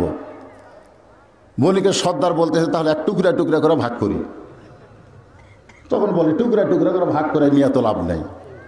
বণিকের সর্দার বলে তাহলে সবাই যখন নিবার চাও তাহলে এক বাজারে বিক্রি করি, এক বাজারে বিক্রি করে যে টাকা হবে সেই টাকা আমরা 10 জন ভাগ করে নেব, অসুবিধা আছে? সর্দারের কথা মনে ইউসুফকে নিয়ে গেল বাজারে। মানুষ কিনা বেচা হয় সেই বাজারে ইউসুফ নবী। ওই বাজারে 2 জন খরিদ্দার ঘুরতেছে, একটা হলো নারী আর একটা হলো পুরুষ। নারীর নাম হলো জুলাইখা আর পুরুষের নাম হলো আজিজ মিসর। 25 বছর হলো বিয়ে করছে কিন্তু বাচ্চা হয় না। একটা মেয়ে মানুষকে আপনি 3 তলা বাড়ি করে দেন, 7 তলা বাড়ি করে দেন, কিন্তু কোলের মধ্যে একটা সন্তান যদি দিবার না পারেন, আপনি 10 ভরি সোনার মালার গলার দেন, ওই খালি কানবার বলবে এগুলো আমার দরকার নাই, আমি একটা বাচ্চা চাই। মেয়েরা হলো মাতৃত্বে খুশি, জোরে কোন কথা ঠিক কিনা? মা হবার না পারলে কি যে কষ্ট মেয়েদের হয়, সেই কষ্ট নিয়ে জুলাইখা ঘুরতেছে। ইউসুফের সামনে দাঁড়ায় জুলাইখা বলতে, স্বামী গো এই সন্তানটা আমার পছন্দ হয়েছে, একে আমি নিবার চাই, একে আমি। সঙ্গে সঙ্গে বণিকের সর্দার মুচকি মুচকি হাসতেছে। অন্য বণিক বলে হাসেন কেন? বলে মেয়ে মানুষ যখন কাউরে পছন্দ করে তখন তার দাম 10 গুণ বেশি হয়। মেয়ে মানুষকে নিয়ে যান মার্কেটে যান না, যদি বলে এটা আমি নিব, দোকানদার বুঝবার পরে যা ইচ্ছে তাই দাম চাবো। দাম হলো 500, দাম চাই 5000। তখন মেয়ে লেখা এই 5000 টাকা হয়। তখন বলে আপা, যদি আপা ডাকে আর ভাবি ডাকে তাহলে বুঝছেন মরছেন, আর যদি চাচি বা খালা ডাকে তাহলে বুঝবেন কিছু ছাড় পাবেন। যদি বলে আপা ঠিক আছে আপনি 500 কম দেন, 500 দেবো না, আমি 1000 কম দেবো, 4000 1 পয়সা বেশি দিতে পারবো না। স্বামী খেলো মোট কামড়ায় কয় 500 টাকা দাম রে। বউ কয় এই জন্যই তো তোমাকে আমি পাঠাই না, তুমি আলে 5000 টাকা লাগতো, আমার কারণে 1000 টাকা কমিয়েছে। দোকানদার কয় 3500 টাকা আমার লাভ আছে, 3500। মরদ মানুষ আপনি বউ নিয়ে মার্কেটে যান, আপনার শরম করে না? আমার বউরা মাঝে মধ্যে কয় আমার জিনিস একটা আমি দেখে শুনে কিনবার চাই। আমি বললাম মার্কেটে যাবা ঘুতে খাবা। বলে ঘুতে কি? বলে মরদের মার্কেটে মেয়েরা গেলে পুরুষ মানুষ তো ঘুতে মারবি। এখন নারীদের মার্কেটে যাওয়ার পরিবেশ নাই, কিন্তু যেদিন পর্দার আইন চালু হবে বাংলাদেশে মেয়েরা মার্কেট করতে পারবে। মেয়েদের জন্য মেয়েরাই দোকানদার, মেয়েরাই কর্মচারী, মেয়েরাই খরিদ্দার। জোরে কোন কথা ঠিক কিনা?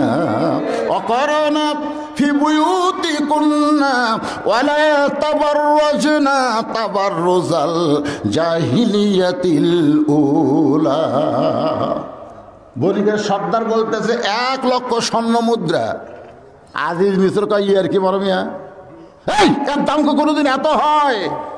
জুলাইখা বলতেছে তোমার কোনো শক্তি নাই, পাওয়ার নাই। ইন্ডিয়ান হারবাল তো এখন বাংলাদেশ তখন নাই। তুমি একটা সন্তান দিবার পারলা না, একটা নিবার চাই, 1 লক্ষ টাকা চাইছে বলে কি হয়েছে, তোমার কি টাকা নাই? এখন আজিজ মিসর বইয়ের পাল্লাই পড়ে ইউসুফকে 1 লক্ষ স্বর্ণ মুদ্রা দিয়ে কিনে জুলাইখার কোলে তুলে দিছে। জুলাইখা লালন পালন করতেছে। সুবহানাল্লাহ কোন। আদর সোহাগদের জুলাইখা ইউসুফরে লালন পালন করতে করতে এক সময় ইউসুফ সাবালক, একটা বালক সাবালক না হওয়া পর্যন্ত একজন পরপুরুষের কাছে ঘুম পাড়া জায়েজ নাই। আমার কথা কি বুঝলেন? একটা বালক সাবালক না হওয়া পর্যন্ত একটা পরপুরুষের কাছে ঘুম পাড়া, কথা জোরে কয় না রে, শয়তান হয়তো বলবে মিন শারিল ওয়াসওয়াসিল খান্নাস। আর মুখত হাত দে দেখবি মেয়া না মরদ বোঝা যাচ্ছে না। আসলে না বালক কি বোঝা যাবে? দাড়ি নাই, মুছ নাই, তেল ঢেলা মুখ। এই জন্যেই একটা পরপুরুষের কাছে একটা না বালক ঘুম পড়া যাবে না। রাতের অন্ধকারে ওরে বালিকা মনে করে কাম সারবার পারে। ওরে কথা কর না কেন?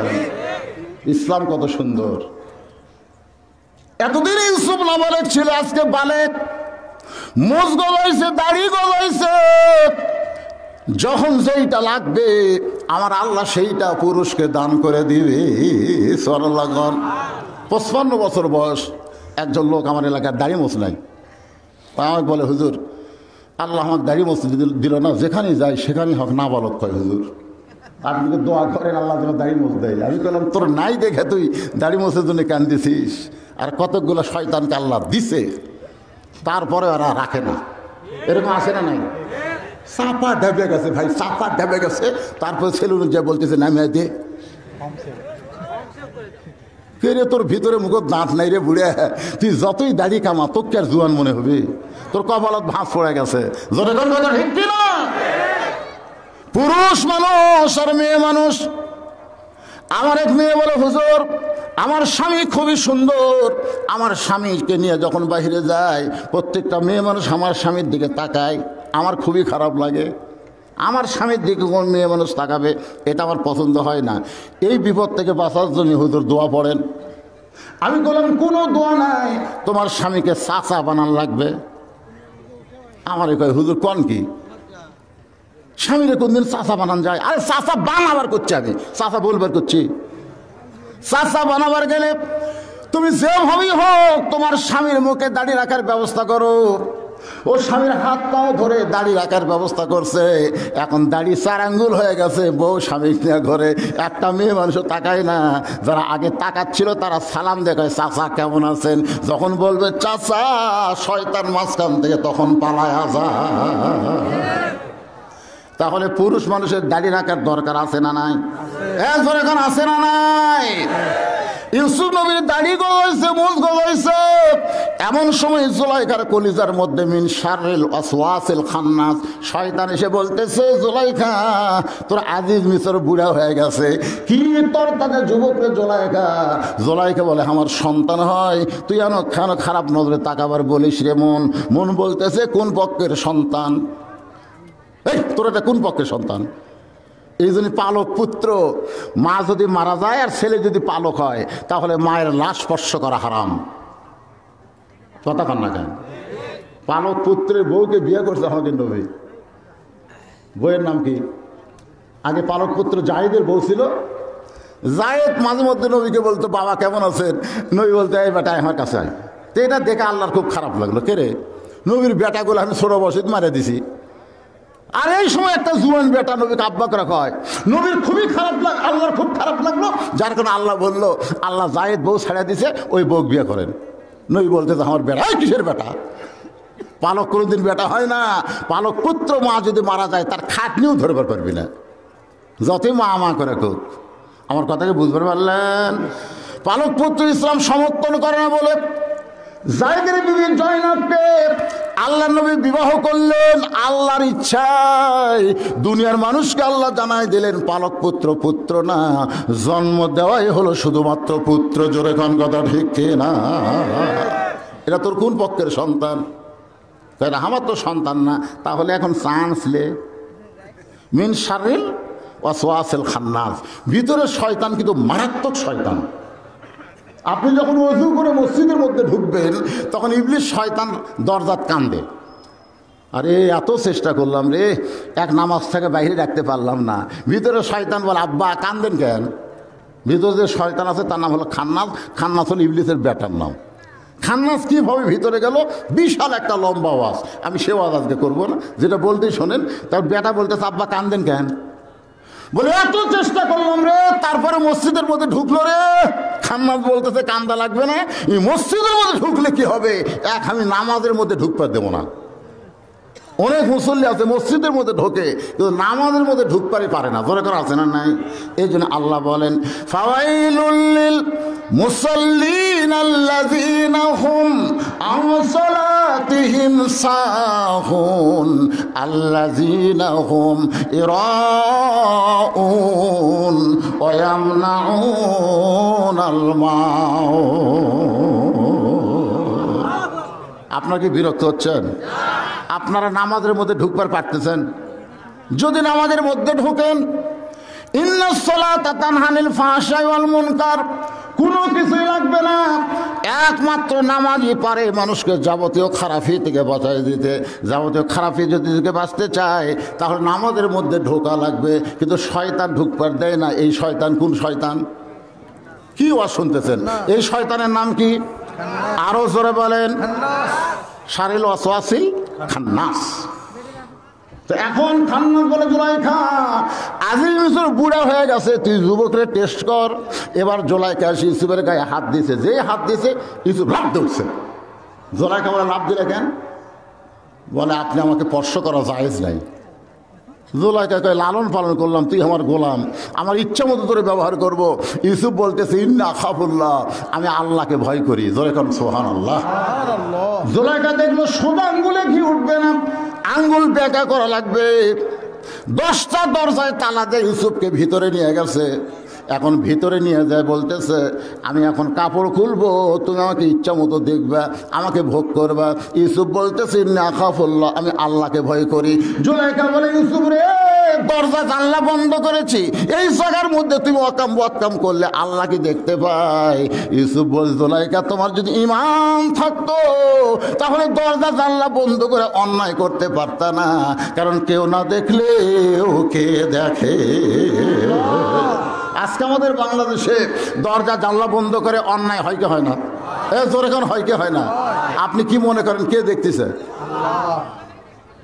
ইউসুফ বলতেছে আমি চলে যাব। জুলাইখা বলে উপায় নাই, তালা লাগাইছি আর চাবি আছে আমার হাতে। ইউসুফ আলাইহিস সালাম আল্লাহর ভয় নিয়ে যখন তালার কাছে যায়, চাবি ছাড়াই তালাগুলো খুলে যাচ্ছে। এক একে সমস্ত তালা খুলে শেষ দরজা। জুলাইখা দেখতেছে এত চেষ্টা করে কাম হচ্ছে না, দৌড়ে গিয়ে পিছনে কাপড় এইভাবে খামছে ধরছে। মনে করছে পাঞ্জাবির মহব্বতে ইউসুফ হয়তো ব্রেক করবে। আপনারা বলেন তো, যার কলিজায় আল্লাহর ভয় তার কি পাঞ্জাবির মহব্বত হয়? আমাকে কলিজায় কার ভয়? আল্লাহ। তাহলে জুতার মহব্বত কেন? হ্যাঁ, মসজিদের দরজাত গেলে আপনি চিন্তা করেন জুতার দরজার থমো না ভিতরে নেমো? দরজার থমো। যে জুতা পরে গোটা শের পর আপনি ঘুরেছেন, জুতার তলা নাফাক হয়ে গেছে। জোরে কোন কথা ঠিক কিনা? সেই নাফাক জুতা নিয়ে আপনি পাক মসজিদের মধ্যে ঢুকতেছেন, হাতত লেন আর দেখা নিলেন, ওর তলা কি নাপাক না? তাহলে সেই জুতা নিয়ে কার ভয়ে ঢুকতেছেন? আল্লাহর ভয়ে? চোরের ভয়? একটু খেয়াল করুন, ইউসুফ আলাইহিস সালামের অন্তরে জামার মহব্বত না আল্লাহর ভয়। মারছে দৌড়, পিছনের জামা ছিঁড়ে গেছে। জুলাইখা দেখতেছে কাম যখন হলো না, কাম একটা করাই লাগবে। সে কামের নাম হলো অকাম। রাজ দরবারে গিয়ে জুলাইখা কাঁদতেছে। মেয়ে মানুষ কাঁদবার পারে না? যখন পারে কি পারে না? দেখবে চোখের মধ্যে গ্লিসারিন দিয়া আয় আয় মাহি মাহি মাহি। সেদিনকে দেখলাম ভাই আর যাই আগে সিনেমাত কি অভিনয় করছে, তার সাথে বেশি অভিনয় করতেছে। এক হাফিজ মাদ্রাসাতেই গেছে, যায় বাচ্চাকে সাথে খাচ্ছে আর কান দিচ্ছে। এই দিনগুলো কত কষ্ট আছে, চাপার জুতের বেরিয়েছি ভোটর টানোর সাথে গেছে কান দিচ্ছে। কিন্তু আপনি দেখেন ফেসবুক, গোটা ফেসবুকে একটা মরদ প্রাপ্তি কানবার পারতেছে না, মেয়েরা কেন হঠাৎ হঠাৎ কানতেছে।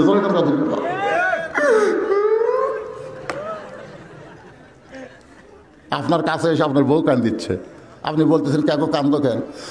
হ্যাঁ তোমাকে জান্নাত যাবার চাইছিলাম গো, হলো না। এই কয় আর কান্দে আর ফ্যান বন্ধ করে দেয়, পাকাতে বাতাস করে। স্বামী কয় কারেন্ট আছে, পাকার বাতাস কেন? বলে কারেন্ট তো আমার শত্রু, এই কারেন্ট থাকার কারণে আমি তোমার খেদমত করা জান্নাত যেমন সেটা হচ্ছে না। আমি সেই জন্য কারেন্ট বন্ধ করতে পাকার বাতাস করতেছি।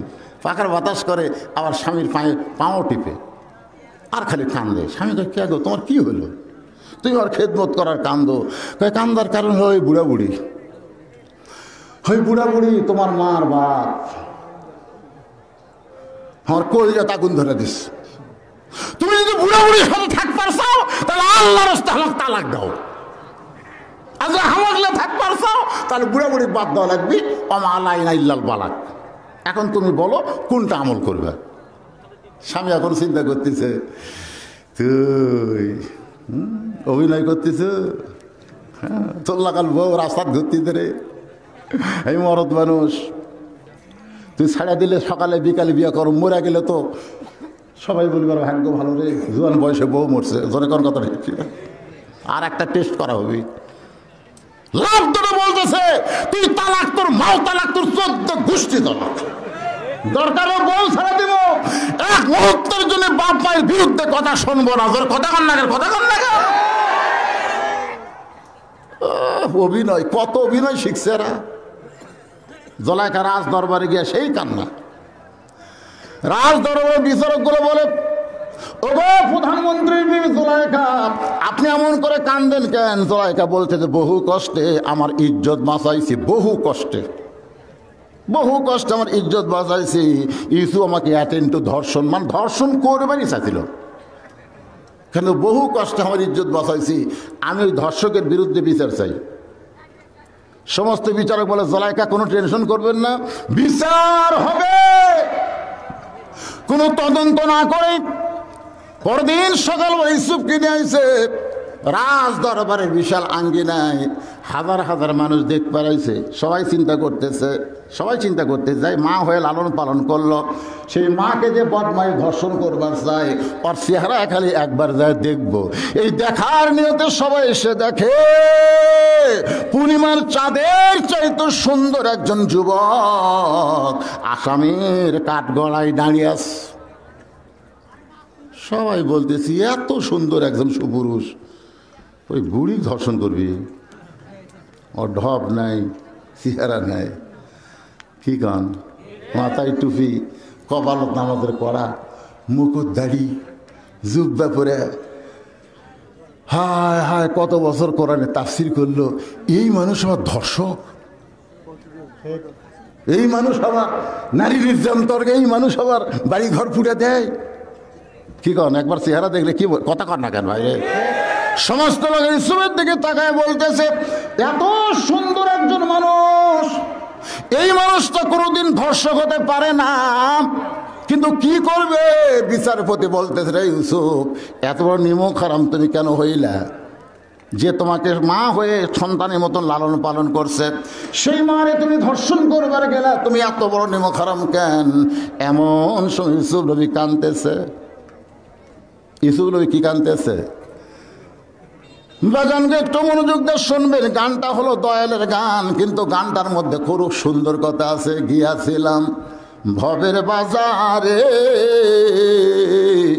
ছয় চোরাতে চুরি কইরাই আল্লাহ ধরলো আমারে, যারা চুরি করলো খালাস পাইল, আমায় দিল জেলখানা, আল্লাহ উপায় বলো না, জনম দুঃখী কপাল পোড়া নবী ইউসুফ একজনা।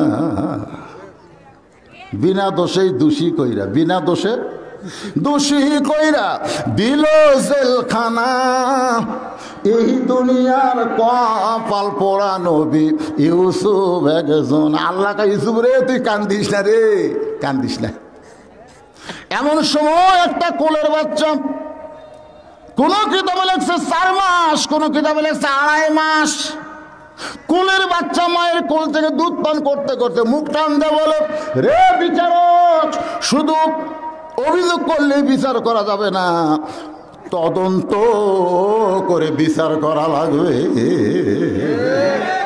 কেউ যদি আমার বিরুদ্ধে আপনাদের অভিযোগ করে যে এতগুলো টাকা নিয়ে বক্তা কি করে, অভিযোগ করতে পারে কি পারে না?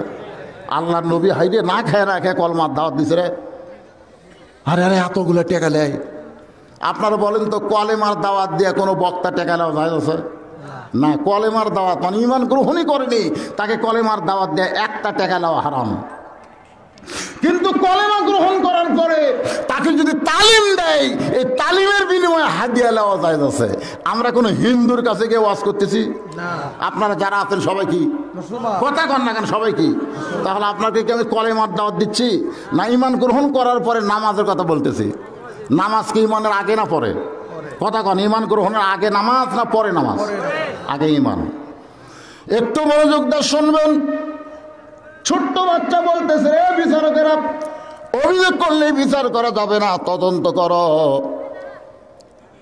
বিচারকেরা বলে, কে কথা কয় রে, কে কথা কয় রে, দেখা যায় না। এমন সময় মা নিয়ে যা বলতেছে, হুজুর এই ছোট বাচ্চা মাত্র 2 মাস বয়স, 2 মাস আগে দুনিয়াতে আইছে, সেই বাচ্চা কথা বলতেছে। বিচারক বলে, সবার সামনে বাচ্চাকে ধরো। এবার বাচ্চার উপর করে ধরেছে, এইভাবে উপর দিকে বাচ্চা বলতেছে, তদন্ত করে দেখো ইউসুফের জামার সামনে যদি ছেড়ে তাহলে ইউসুফ দোষী, কারণ জুলাইকাকে ধরবার গেছিল, জুলাইকা বাঁচার জন্য জামার সামনে ছিঁড়ে ফানাফাট করে দিছে। আর যদি পিছন দিকে ছেড়ে যায় তাহলে বুঝবা জুলাইকা দোষী, কারণ ইউসুফ অন্যায় করবে না, পালাবার চায়, আর জুলাইকা তাকে জোর করে আটকাবার চায়। এখন তদন্ত করে দেখো তো জামার সামনে ছেঁড়া না পেছনে ছেঁড়া। না না না, তদন্ত করবে আর বিচারকেরা সবাই তদন্ত করতেছে। তদন্ত করে দেখে জামার সামনে ছেঁড়া তো দূরের কথা, কোনো ময়লাও পর্যন্ত লাগে নাই, আর পিছন দিকে জামা ছিঁড়া ফানাফাট হয়ে গেছে। সমস্ত বিচারক চোখ বন্ধ করে চিন্তা করতেছে, ইউসুফ তুমি নির্দোষী, কিন্তু আমরা জবান খুলবার পারতেছি না রে, আমরা চাপে পড়েছি।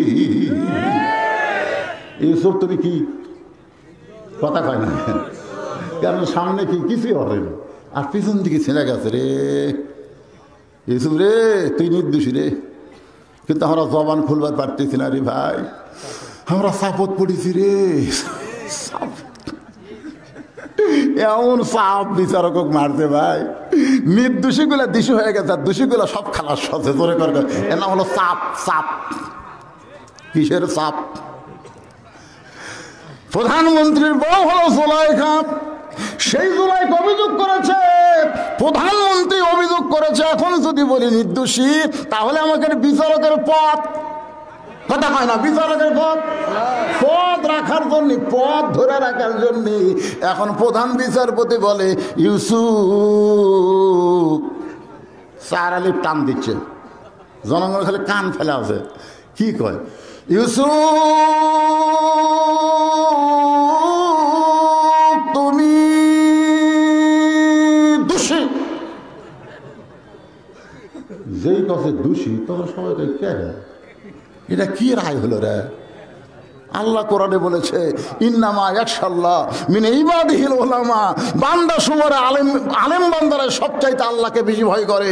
যে আলেম 50 বছর কোরআনে তাফসীর করে, সে আলেম আবার ঠিক কি সবাই জানে না, জানে না।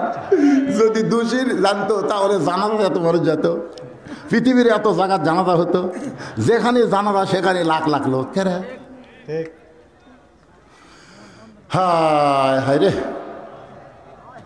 মিথ্যা দোষে দোষী হয় ইউসুফ জেলখানা।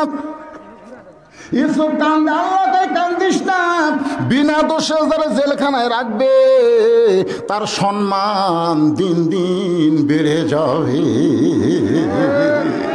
ঈশ্বর শেখদারক জেলখানাতে রাখছিল, আর সম্মান বাড়িছে না কমিছে? কথা কয় না, কারণ দোষী। আর আমির হামজাক আপনাকে শেরপুর আমাকে বাদ দেয়, আমার কাছে আসে কয় হুজুর আমির হামজার ডেট লাগবে। ভিতরে আসলে সেটাই ভালো রে, আমাকে খাওয়া মনে হয় বন্ধ হবে। আল্লাহ এইরকম যে সমস্ত আলেমেরা বিনা দোষে দোষী হইয়া জেলখানায়, এদের সম্মান আল্লাহ কমাচ্ছে না বাড়াচ্ছে? আরে একবার বার হওয়ার দেরে ভূমিকম্প উঠে যাবি, তোর কোন কথা ঠিক না? এই ছেলেরা তোমরা নামাজের বা শুনবা না, খাড়া হয়ে থাকো কেবার, এ ফাঁকা হচ্ছে তো, এখন ভিতরে আসো। বেনামাজিরা সব চলে গেছে, এই শালারা যাওয়াই ভালো, কারণ আপনি বিশাল ধানের ঠিপ দেখতেছে, লাভ কি? লাভ কি রে? সবগুলো ধান না বাতাস দে, বাতাস দিয়ে দেখ কোনটা ধান কোনটা চিটা পাতান বের কর। বিশাল একটা ফ্যান এনে বাতাস শুরু করছে, চিটা পাতান সব উড়ে উড়ে যায়।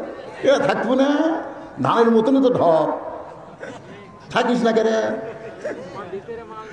ভিতরে মাল নাই, ভিতরে দানা নাই রে, যাকে দানা নাই এই শালারা কোনোদিনও নামাজের ওয়াজ শুনবি না। জোরে কোন কথা ঠিক কেন? কারণ নামাজ নেই বেঈমান, আর বেঈমানে কোনো ওয়াজ শুনেন। তবে যারা মাগরিব এসা পড়েন নাই, আজ থেকে নিয়ত করেন আমি ওয়াজ করছি যে মসজিদের উন্নয়ন। মসজিদের উন্নয়ন হলো মসজিদ খালি সুন্দর করলে হবে না, এই মসজিদে মুসল্লি হওয়া লাগবে। জোরে কোন ঠিক? সেই সাইজ মসজিদ। আমি এসা নামাজ পড়লাম তো কি হব, মসজিদের মেম্বরের দিকে তাকায় দেখলাম কলজে ভরে গেল। যা একবারে এই গ্রামের মধ্যে এই সুন্দর একটা মেম্বার বানাচ্ছে এরা। আল্লাহ, মসজিদ যেমন সুন্দর, এই গ্রামের প্রত্যেকটা পুরুষকে তেমন সুন্দর মুসল্লি হিসাবে কবুল করো। জোরে কোন আমিন। জোরে বল আল্লাহুম্মা আমিন। আল্লাহর বান্দারা একটু মনোযোগ দেন। মাগরিবের 3 রাকাত নামাজ আমরা কেমনে পাইলাম এটা বলতেছি। এই বলার মধ্যে পুরুষ এবং নারী দুইজনের ওয়াজ চলতেছে। জোরে কোন কথা ঠিক কিনা? জুলাইখা কি নারী, ইউসুফ কি পুরুষ। এখন বাংলাদেশে পুরুষ নির্যাতনের আইন নেই, নারী নির্যাতনের আছে। আপনি সত্যি করে বলেন, আপনার যারা আমার সামনে বসে আছেন, যারা বিয়ে করছেন তাদেরকে আমি বলতেছি, আপনি ভালো আছেন না নির্যাতনের মধ্যে আছেন? হায় রে, সুন্দর করে ডাকতেছি, রোকেয়া কথা কয় না। কে গো লক্ষ্মীটি, রোকেয়া খাতুন কথা কয় না। 3য়বার যখন ডাকছি, কে গো কি হলো, কথা কি, এমন ভাবে চিল্লা উঠছে মরদ মানুষ ভয়ে 1 গ্লাস পানি খাচ্ছে। ধরে কোন কথা ঠিক না? কাহিলে বাহিরে প্রধানমন্ত্রী নারীরা রে, প্রত্যেকটা বাড়িতে একটা করে প্রধানমন্ত্রী হচ্ছে। ধরে কোন ঠিক না ভাই? আমার মায়েরা যারা পর্দার অন্তরালে মনে কষ্ট নিয়েন না। ইউসুফ নবী এই জেলখানা থেকে মুক্ত হলেন খাদ্যমন্ত্রী, এক সময় প্রধানমন্ত্রী, এমন সময় ওই 10 ভাই, জোরে বলেন কয় ভাই?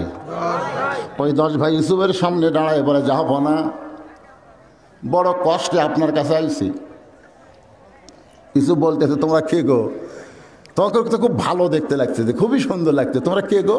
বলে, আমাদের বাড়ি হলো কেনান দেশে, আমাদের বাবার নাম হলো ইয়াকুব নবী, আমরা 10 ভাই খাদ্য নেওয়ার আশায় আপনার সামনে দরখাস্ত লিখেছি। ইউসুফ চোখ বন্ধ করে কয়, আরাই তো রে, বহু কান্নাকাটি করছি ভাই, আমাকে ছাড়া দেন ভাই, আমি আর বাপের কাছে জীবনে যাবো না, আমাকে ছাড়া দেন, আমি একটু যাই।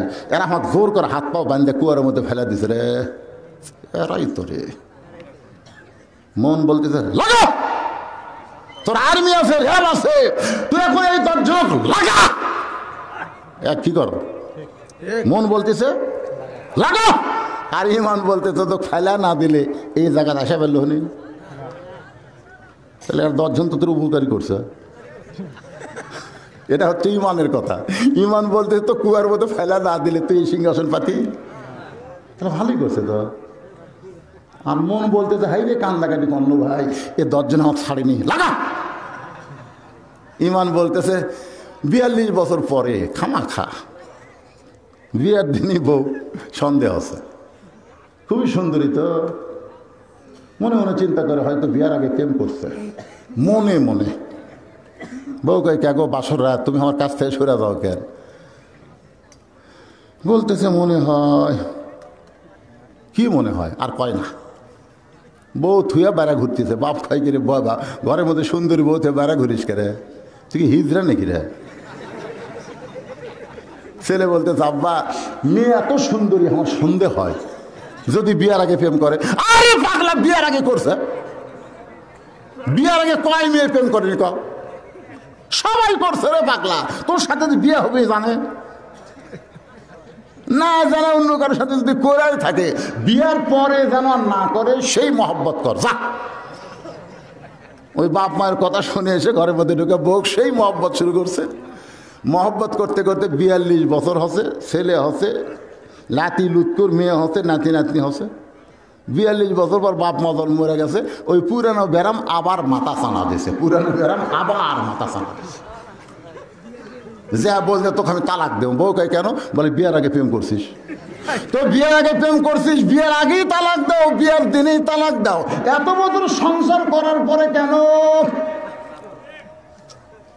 এরা স্বাধীনতার শত্রু।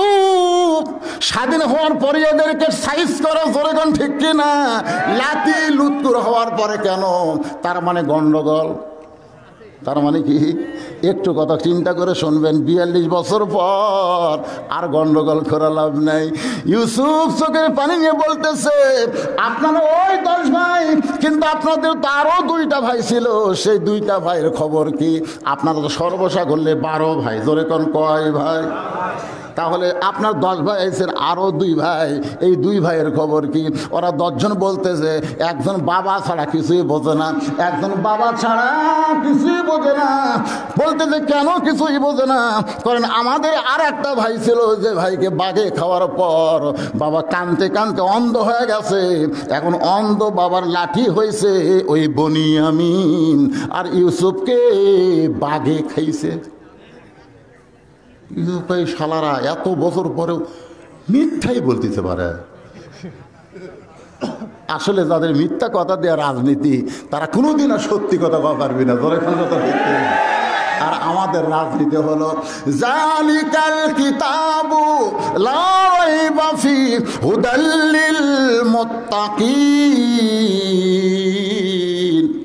আল্লাহু আকবার। ইউসুফ বলতেছে ভাগে গেছে, তাহলে আমি কে?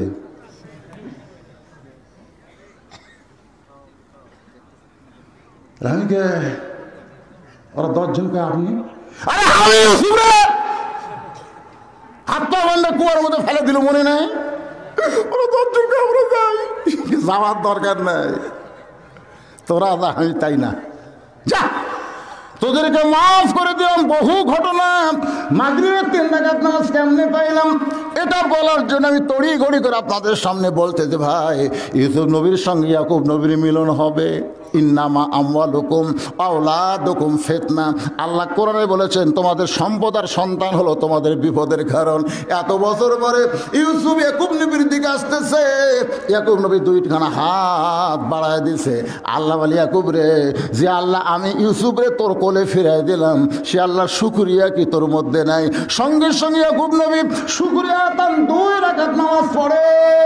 পিছনে সে ইউসুফ আলাইহিস সালাম বাবার নামাজ পড়া থেকে আর এক রাকাত নামাজ যোগ করে দেয়।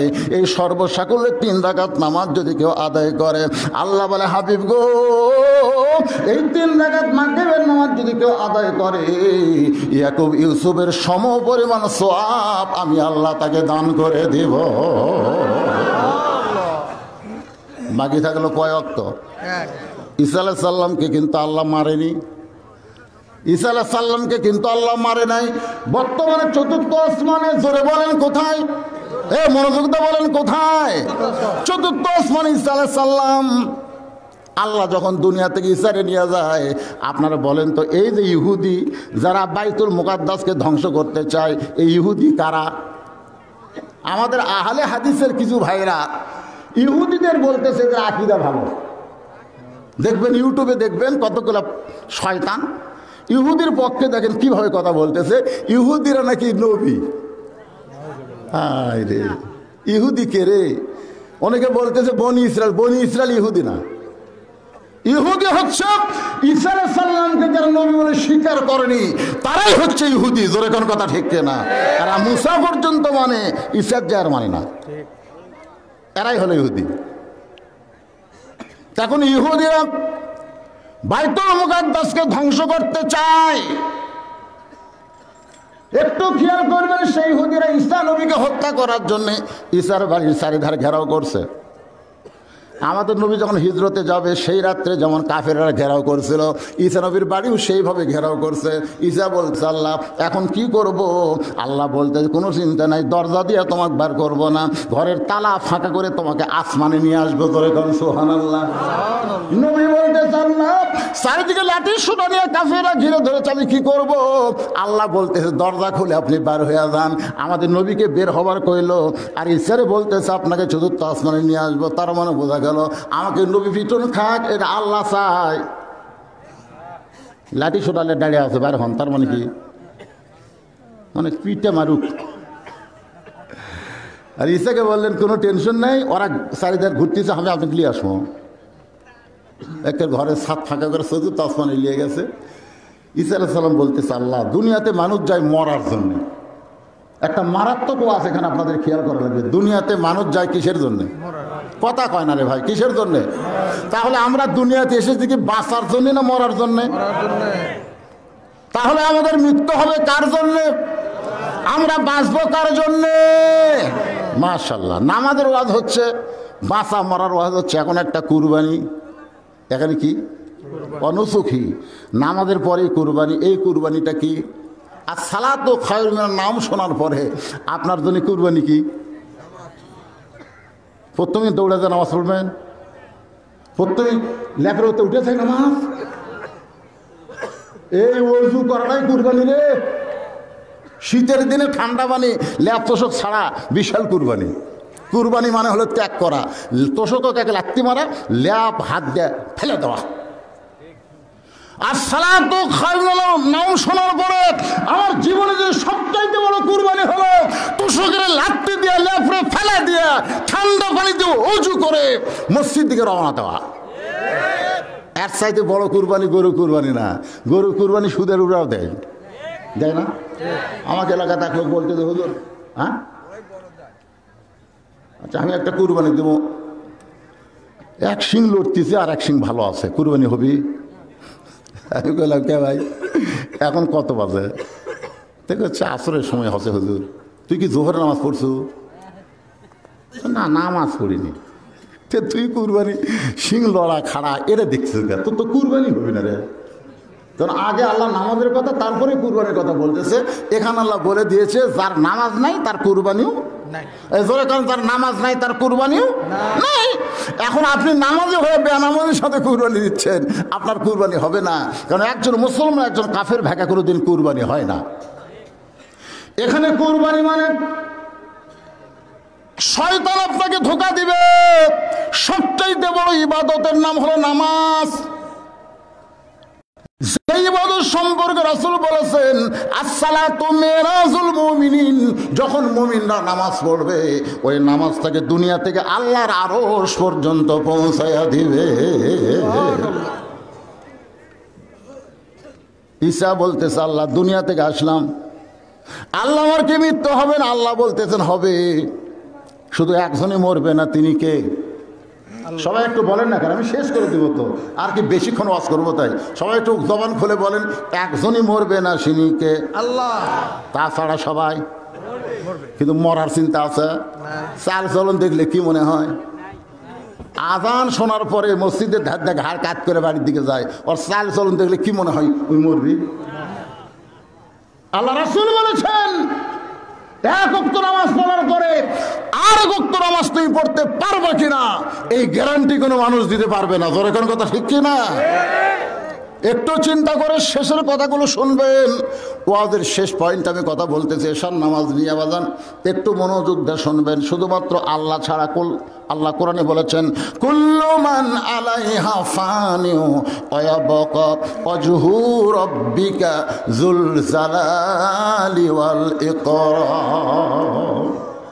এমনকি যে আজরাইল আমাদের জান কবজ করে ইও কিন্তু মরবে। আপনাদের কি মনে হয় আজরাইল খাই মারবি না মরবি? মরবি। আজরাইল বলতেছে আল্লাহ আর কেউ নাই। আল্লাহ বলে ভালো করে দেখ, ভালো করে দেখ আছে। আল্লাহকে না, আল্লাহর কেউ নাই তো। আমি তন্ন তন্ন করে খুঁজেছি, আল্লাহ কেউ নাই। আল্লাহ বলতেছে তুই কে? হায় হায় রে, আমি খুঁজবার যে আমার কথা মনই নাই। আল্লাহ কয় মর। আপনি মারেন না, তুই যে হবে জান কবজ করছিস, তোর জানটা তুই সেই হবি কবজ কর। আজরাইলকে আল্লাহ আমার জান শেষে আমার কবজ করা লাগবে, এটা আগে করলে এই দায়িত্ব আমি নিতাম না। আমি যে করা হোক আপনার কুদরতি পা ধরে হলো এই মানুষ মারার দায়িত্ব আমি নিতাম না। ঈসা বলতেছে আল্লাহ আমার মৃত্যু কখন হবে? আল্লাহ বলে ঈসা রে তোমাকে আবার দুনিয়াতে প্রেরণ করা হবে। ঈসা বলে নবী করে আবার প্রেরণ করবেন। আল্লাহ বলে নবী না, বিশ্ব নবীর উম্মত করে তোমাকে দুনিয়াতে প্রেরণ করব। যেই সময় বিশ্ব নবীর উম্মত সঙ্গে সঙ্গে ঈসা নবী এক নিয়তে 4 রাকাত সালাতুশ শুকুর বিশ্ব নবীর উম্মত হওয়ার কারণে আদায় করেছে। ওই 4 রাকাত নামাজ আল্লাহর এতই ভালো লাগে, আল্লাহ উম্মতে মুহাম্মদ আমাদের জন্য এশার 4 রাকাত ফরজ হিসেবে আল্লাহ দিয়ে দেয়। এশার 4 রাকাত ফরজ নামাজ জামাত আদায় করবে, ঈসা নবীর সমপরিমাণ সওয়াব আল্লাহ দান করে দিবে। এখন আপনারা বলেন এই 5 ওয়াক্তের মধ্যে কোনটা বাদ দেওয়া যায়? ফজর দেওয়া যাবে নাকি? এই যারা যে কয়জন আছেন, মসজিদের উন্নয়ন হলো, আজকে কারা কারা ফজরের নামাজ পড়বেন 2 হাত তুলে একটু আল্লাহকে দেখান তো। যদি বেঁচে থাকেন আর ফজরাকে যদি মরে যান তাহলে দায়িত্ব নেই। টান টান করে তোলেন না কেন ভাই? টান টান করে তোলেন তো দেখি। লিল্লাহি তাকবীর, হাত নামান। আজকে আপনাদের মাহফিল সার্থক। মসজিদ টাইস ফাইস দিয়ে কাম হবে। আগের বর্তমান প্রধানমন্ত্রী 564 মসজিদ বানিয়ে দিচ্ছে। কি রে, একটা মসজিদ খালি রাস্তার ধারে থাইরে উঁচা ভাই, এ চেয়ার ফ্যাটিরা উঠতে পারতেছে না। যারা চেয়ারের নামাজ পড়ে তারা কয় হুজুর যে উঁচে এত সিঁড়ি বয় ওটাই ঘটে। প্রধানমন্ত্রী একটা কাম ভালো করছে, উঁচিয়াত মসজিদ বানিয়ে দিচ্ছে। একমাত্র যুবক ছাড়া বুড়া করে খাওয়া নেই। এখন ঠিক কেন ভাই? তো মসজিদ বানাছে, আপনারাও মসজিদের জন্য উন্নয়নে মাহফিল। হ্যাঁ হ্যাঁ, উন্নয়ন কিরে? এই আজকের উন্নয়ন হলো সবাই ফজর নামাজ পড়বে। এই মসজিদের আহাল, এই মসজিদে আজান দিলে যারা নামাজ পড়েন তারা কারা কারা আছেন একটু হাত তোলেন তো দেখি। এগুলো সবগুলো লোক কুদ থেকে রে। আচ্ছা হাত নামান। এই মসজিদের না, অন্য মসজিদ থেকে আহাল হয়ে যারা আজকের ওয়াজে আইছেন তারা কারা কারা একটু হাত তোলেন তো দেখি। ও বুঝেছি, সব বাইরের লোক। তাহলে আপনাদের মসজিদের উন্নয়ন হলো? লোক কিনা নাই। ও আত্মীয় স্বজন আছে সেদিন আল্লাহ ওই দে সঙ্গে কথা কাছে নামাজের দিন। আজকে আমরা দোয়া করে দেব, আগামীকাল নামাজের দিন। আপনারা বলুন তো 5 ওয়াক্তের মধ্যে জুম্মা আছে? নাই। কেন? জুম্মার নামাজ আসমানে আল্লাহ দেয়নি, জুম্মার নামাজ আল্লাহ দুনিয়াতে দিছে। লাইলাতুল মিরাজে যে 5 ওয়াক্ত দিছে সেই 5 ওয়াক্ত হলো নামাজ, আর জুম্মার নামাজ এটা দুনিয়াতে আল্লাহ দিছে। তা আমি 5 ওয়াক্তের উপর ওয়াজ করলাম, আমি 5 ওয়াক্ত ধরেন। আল্লাহ পাক কবুল করুন। সকলে ইস্তেগফার পড়ে, এই মোনাজাত করে যাবো আমরা সবাই, সবাই ইস্তেগফার করে যাই। কালেকশন যা করার দরকার জামাই করে হয়েছে। সভাপতি বলেন না বলে এত বসে আছে কোন ভাই? কোন দেন পকেটের থেকে দেবেন না বাকি দিবেন? যেটা দিবেন কোন? মানে আমি জানি এমনি তো টপ টপ করে আসার পর থেকে আমি দেখতেছি টপ টপ করে পড়তেছে। ধরে কোন কথা ঠিক করে আমি পরে বুঝলাম যে মাঝে মাঝে ফাঁকা ফাঁকা কারণ ওটি পড়তেছে টপ টপ করে। এইরকম শীতের দিনে এইরকম রাত করে মাহফিল করা ঠিক না। 11টার মধ্যে মাহফিল কভার করে দিবেন, ফজরের নামাজ মানুষ জামাতের সাথে পড়বে।